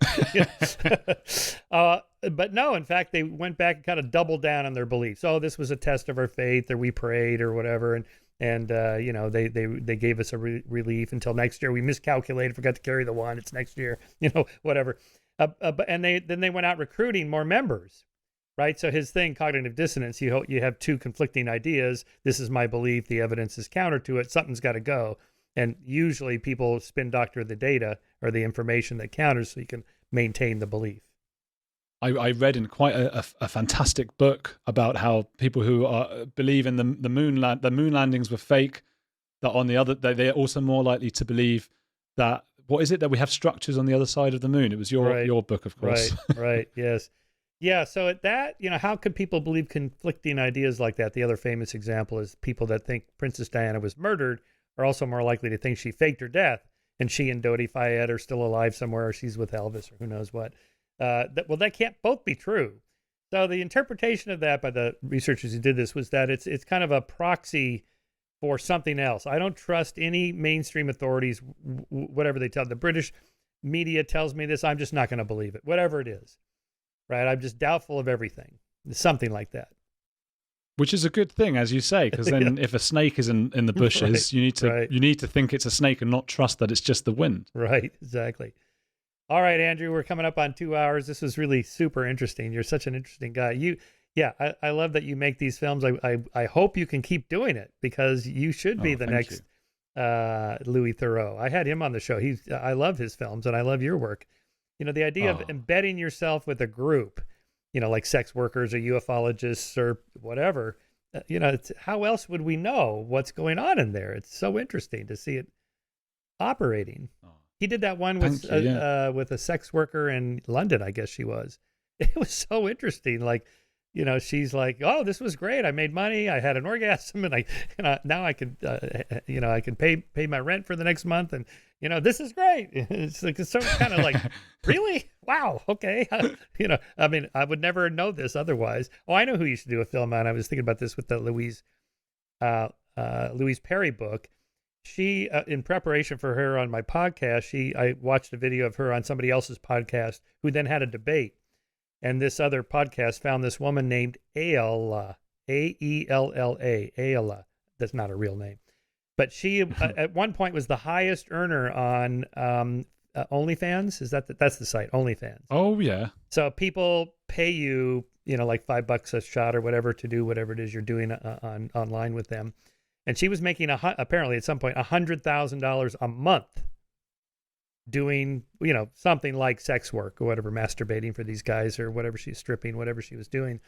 And so Louise is giving her pitch, feminism, selling sex for women like you can be a man was a bad idea. And this Ayla woman is like, "You're crazy. I enjoy it. It's fun. I have all the partners I want. I make a lot of money. It's all great."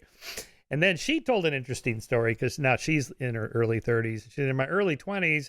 I shared an apartment with 3 other girls in whatever big city they were in. And it was big fun, lots of guys, lots of dates, lots of sex, lots of partners, tons of fun. And then she said, "I saw recently one of my roommates online complaining about, back when I was doing that, I hated it. I regret it. I now realize this was a bad idea."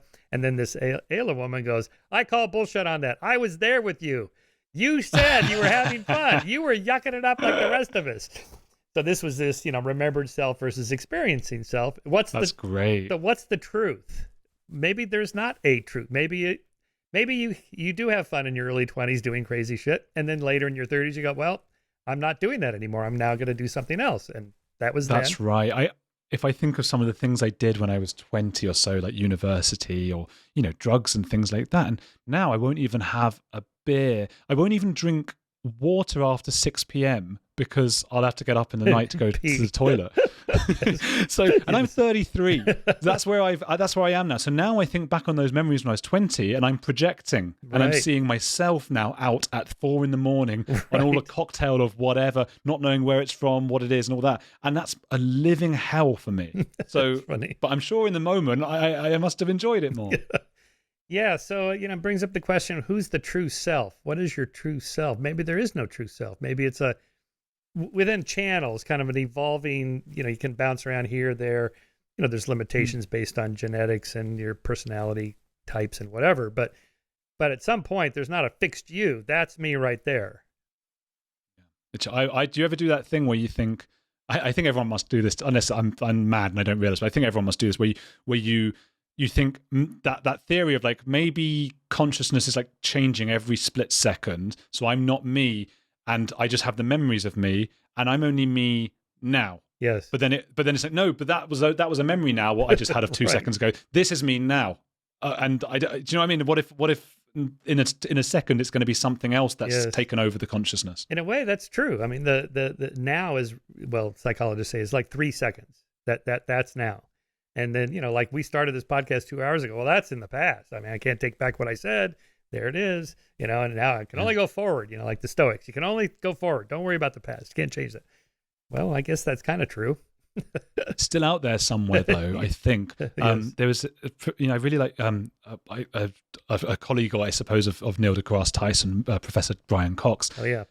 And one of his programs, I've never met him, but one of his programs, he does this bit that he has this way of just making it so emotional and beautiful the way he does it. And it is a bit over the top sometimes because he's got this way of talking so softly. And but he had this bit about space-time. And he was saying he laid out photos of his life, like here's me at my wedding, here's me when my son was born, or whatever it was, and all these things. And he said these are all out there in space time, and it's a beautiful way. A lot of people have got in touch. Whenever I've mentioned it, they get in touch to say that's helped them with mourning, to think that their parents, for example, or lost loved ones, are sort of, at least that's what we believe might be true, out there with us in the past on a map of space-time somewhere. So it's a thought. They're certainly there in our memories. Okay, so they live on through us. Are they actually out there in there as information? Well, this is kind of a physics theory that, no information is ever lost, maybe even in a black hole. So if the entire universe is a giant black hole, the information is still in there somewhere, out there somewhere. I don't know what to think about that, really. I'm not a physicist, I guess. I guess the information is recorded more or less, but so much of what I've done is just lost. No one saw me doing this or that, whatever. Maybe the universe knows. I don't know. I think it's more than the memories. It's a case of like literally seeing time and space as a map. And if you see it as a map, then the future is predestined. Whatever's going to happen is going to happen. It's literally there on the map, and it is. If we could see through dimensions, God, I'm sounding like the alien believers now. Yeah. If we could see through dimensions, we would be able to see that in the future. People don't like that because they like to believe we have free will. Maybe we do. And it means you could see, if you could see in the past, in the space-time map, then you could see those events happening. But we can't look there. Like the block universe. So if you just like a loaf of bread, that's the entire universe, Big Bang to now. It's all already happened, and you could cut as a deity or whatever outside of it. You could dip in and go there. Now I'm right there, and then I'm over here. So it's right. So the past it's out there somewhere. It's part of the block universe. I think that's the theory, right? That's it. I don't think they all agree on it, all these big clever people. Yes. But I like the idea. I like the idea. And then there's the idea that we'll eventually sort of expand and collapse on ourselves, and then the universe starts again exactly as it was. And I quite like that because it means I don't ever die properly.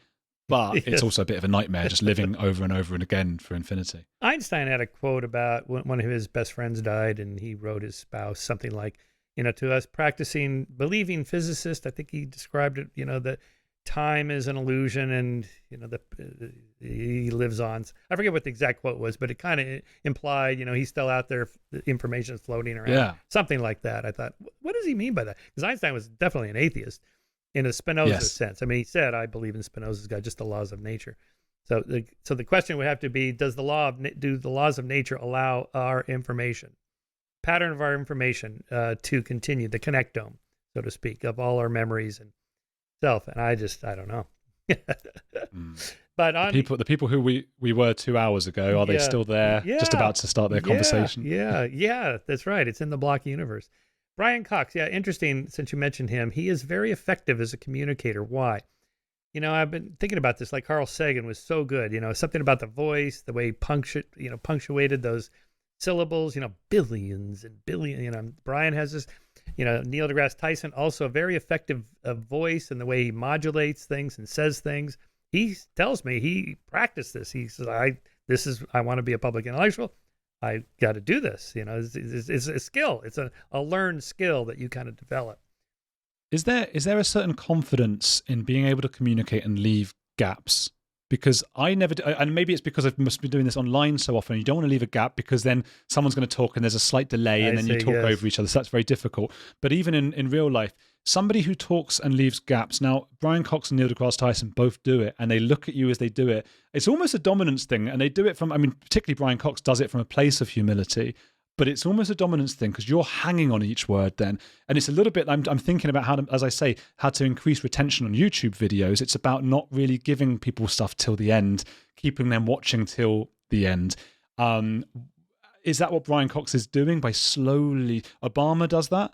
He does. Now that I think of it. Yes, you're right. Jordan Peterson was, people will ask him a question and he will stop with confidence and just look them in the eye, and he's thinking, and he'll stop at certain points. Yes. I don't have that confidence, but those guys do. I've noticed that when Jordan first came on the scene, and I was kind of watching a few of his videos, he appeared at a conference where there was like 2 other speakers ahead of him, and they're just typical academics kind of rifling through their PowerPoints and reading their notes or whatever. But he comes on and he just starts walking across the stage, and he's like, this, whatever the topic was of the conference, I've been thinking about this all morning, what I would say today, and, how we can think about this problem we're all interested in. And, then I was reading Nietzsche and Jung, and then so he's kind of like taking you on the journey with him at that moment. Mm-hmm. Like, come with me. Let's just think out loud about this thing. And it's like, oh my God, it's so much more engaging than somebody just grinding through their notes or their PowerPoint slides, which you're like, you're not part of it. You're just a recipient. Yeah. Whereas with Jordan, it's like he's pulling you into the conversation with him. That's very effective. Well, yes, sometimes it's bloody impossible, That's pretty good. That's really good. I've watched enough of him. I find him, I don't agree with everything he says, because why should anyone agree with everything anyone says? Right. I find him as beguiling. I know you talk about Neil deGrasse Tyson and Brian Cox, and I said Obama. I find Jordan Peterson as beguiling as anyone can be. And there was this bit recently in particular where he talked with Piers Morgan, and Piers Morgan, I think, asked him about a movie that was being made about Jordan Peterson, or like that was based on him. And he spoke about incels, as in the men who believe that they're not getting enough sex or whatever. And he broke down in tears, Jordan Peterson. He does this often. Yes. But the way he did it, I was just watching him, and I said to my partner, I was like, I don't know what you think about him or whatever, but watch this. And you cannot take your eyes away. I know. Something's happening with him. Yeah. And it's extraordinary. It is, yes. Well, obviously, he appeals to a great many people, or else he wouldn't have such a large audience, a lot of these young men. I think just a lot of people have never been told by maybe their parents or whatever, just have some goals in life. Write them down, and make your bed, work out every day. Well, just have something, a reason to get up in the morning. Wow, I've never heard that. It's like, what, really? It's I've done loads of work recently on Scientology, just because for some reason, the YouTube algorithm decides, and my other stuff will get a few thousand, and then I put out a Scientology thing, and bam! So I've been looking more and more into that. But all the cults, like a lot of them do say exactly what Jordan Peterson says, and that is what is so attractive. Like nobody's ever said to these people who have seen themselves for so long as victims, and maybe they were, but who knows? And then they're told, they have that expression in Scientology, like you pulled it in. And it basically means that anything that happens in your life, you did it. You get in a car crash, even if they come in behind you, something you did. And it can get really quite horrible, because it took, your past life, if you're disabled now, your past life is why these bad things are happening to you. And that's not really very good advice to have in your life. But with anything, there are grains of truth. Scientology is a disgusting, horrible cult, abusive, and it ruins people's lives. But there are grains of truth, just as there are in what Jordan Peterson says. When you say to someone, come on, like, pull yourself together, get You can do this. You want to hear that. It's really something. So I like that stuff. Oh yeah, have you watched any of Jocko Willink's videos? You know, he's the ex-Navy SEAL guy. He's like 2 feet thick, Yeah. just massive, deep voice. It's super That's right. interesting guy. He writes, you know, extreme ownership is his philosophy. You own it. You own your life, everything you do. Now, of course, somebody could do something to you that, you know, you are a victim. You had nothing to do with it. It's a total stranger just, you know, knocked you over or whatever they do. But you choose to continue to be victimized by it or not. You know, like maybe 6 months later, you're in therapy talking to somebody. This guy did this, you know, sexually assaulted me or whatever. Yeah, yes, okay, that was bad. But you're still letting it run your life. He's still victimizing you. Even today, right now, 6 months later, he's out doing his thing, and you are still a victim. Stop doing that. That's basically his, you know, that it's almost kind of an existential philosophy. And yet, well, that was the interesting thing about how Jordan Peterson spoke about incels, because he wasn't giving them a free pass either. He was saying, like, because I think that was the implication from a lot of people who have asked him about it, like, oh, you're supporting them, you're sticking up. And he's like, God damn right, I'm supporting, you know, of course I'm supporting them. I support anyone, but he's trying to teach them. I mean, the whole thing about incels and the whole thing about a lot of people who go wrong, I guess, I suppose wrong as in the Nazis or whoever, they start to feel too much like they're victims. And the incels are as bad as anyone with that. And he's saying, no, you got to stand up straight, shoulders back. Why should someone? He says himself, he said, why should a woman want you? She can choose who she wants. Why should she? You wouldn't if you were her. You wouldn't choose you. Sort yourself out. You know, Sort yourself shoulders out. back. That's right. 12 rules for life. There's only 12. Oh, wait, there's 12 more. Oh, God. Yeah. And then he'll find 12 more for the third volume. The issue with those guys, it's so sad because I listen to him and I can listen to Ben Shapiro and all these people, and they're so fascinating. The way they talk, again, it's just, Ben Shapiro is almost the opposite of what we were talking about because he's so fast. Yes. Bam, bam, bam, scattergun. Yeah. But then they seem to believe in magical thinking stuff, and it doesn't make me, you know, I'm not going to throw the bathwater out with the baby or whatever, which is a weird expression now I think about it, but it is something that it's like, okay, even these guys who we can look up to, they seem to be drawing on stuff that's just I don't get it. Yeah, Jordan's stuff on mythology and his symbolism and all that goes too far for me. You know, I get it if you say, well, you know, the resurrection is mythically true. Well, you know, someone like Richard Dawkins or me or you might say, well, but did it actually happen? Was this guy named Jesus from Nazareth really dead? And then 3 days later, he really came back to life. I mean, literally. And then Jordan, if you ask him that, well, you know, what do you mean by literally? What do you mean by belief? What do you mean by God? What do you mean by resurrection? And, you know, it's psychologically true. If you believe it, then it's true. It's mythically true. If our culture believes it. Okay, you know, I try to wrap my mind. Yeah, okay, I see that. I can see that. It's a kind of literary truth or mythic truth. You know, that, you know, Harry Potter, of course, there's no Harry Potter. The Lord of the Rings, there's no such place. But, you know, it kind of sends a signal or a message, or it's a moral homily, or it's some kind of story, like, you know, the myth of the hero, the Thousand Faces, you know, Joseph Campbell. Okay, I get that. But, you know, I'm a science guy. But is it literally true? I mean, if you tell me there's no brothers Karamazov, but it's a story about Russia going through its transition to modernism, that's a kind of truth. But to ask whether the brothers Karamazov really existed, you're missing the point of the story. Okay, so anyway, I just make those differences clear, and I think we're okay. Well, that's it. And I think, you know, the clear speaking, as Orwell or someone would say, and I think Jordan Peterson would typically say of others, speak clearly, say what you want and what you mean. And when it comes to God and religion, he doesn't, unfortunately. And that's his prerogative. Like I said, I'm not going to dislike all the other things he says now because of that.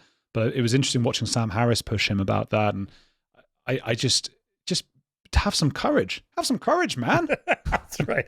Yes, that part's good, right? I mean, the law of second law of thermodynamics, entropy, things are running down. There's more ways for things to go bad than good. So you really got to push back. I mean, you got to just carve out a little niche of order in the world, or else you're going to, you know, go the way of entropy. Okay. But he had Dawkins on his podcast recently, I don't know, a few months ago. It was pretty painful to listen to, actually. Jordan was a little smitten with Richard, so he was talking a lot. And, you know, Richard kept saying, well, you seem to be drunk. You seem to be drunk on symbols. And then like on cue, they start talking about, Jordan was talking about common mythic symbols around the world of a kind of two snakes spiraling around each other. And Richard's like, so what? Well, this is like the DNA structure. He goes, okay, they're, pure coincidence.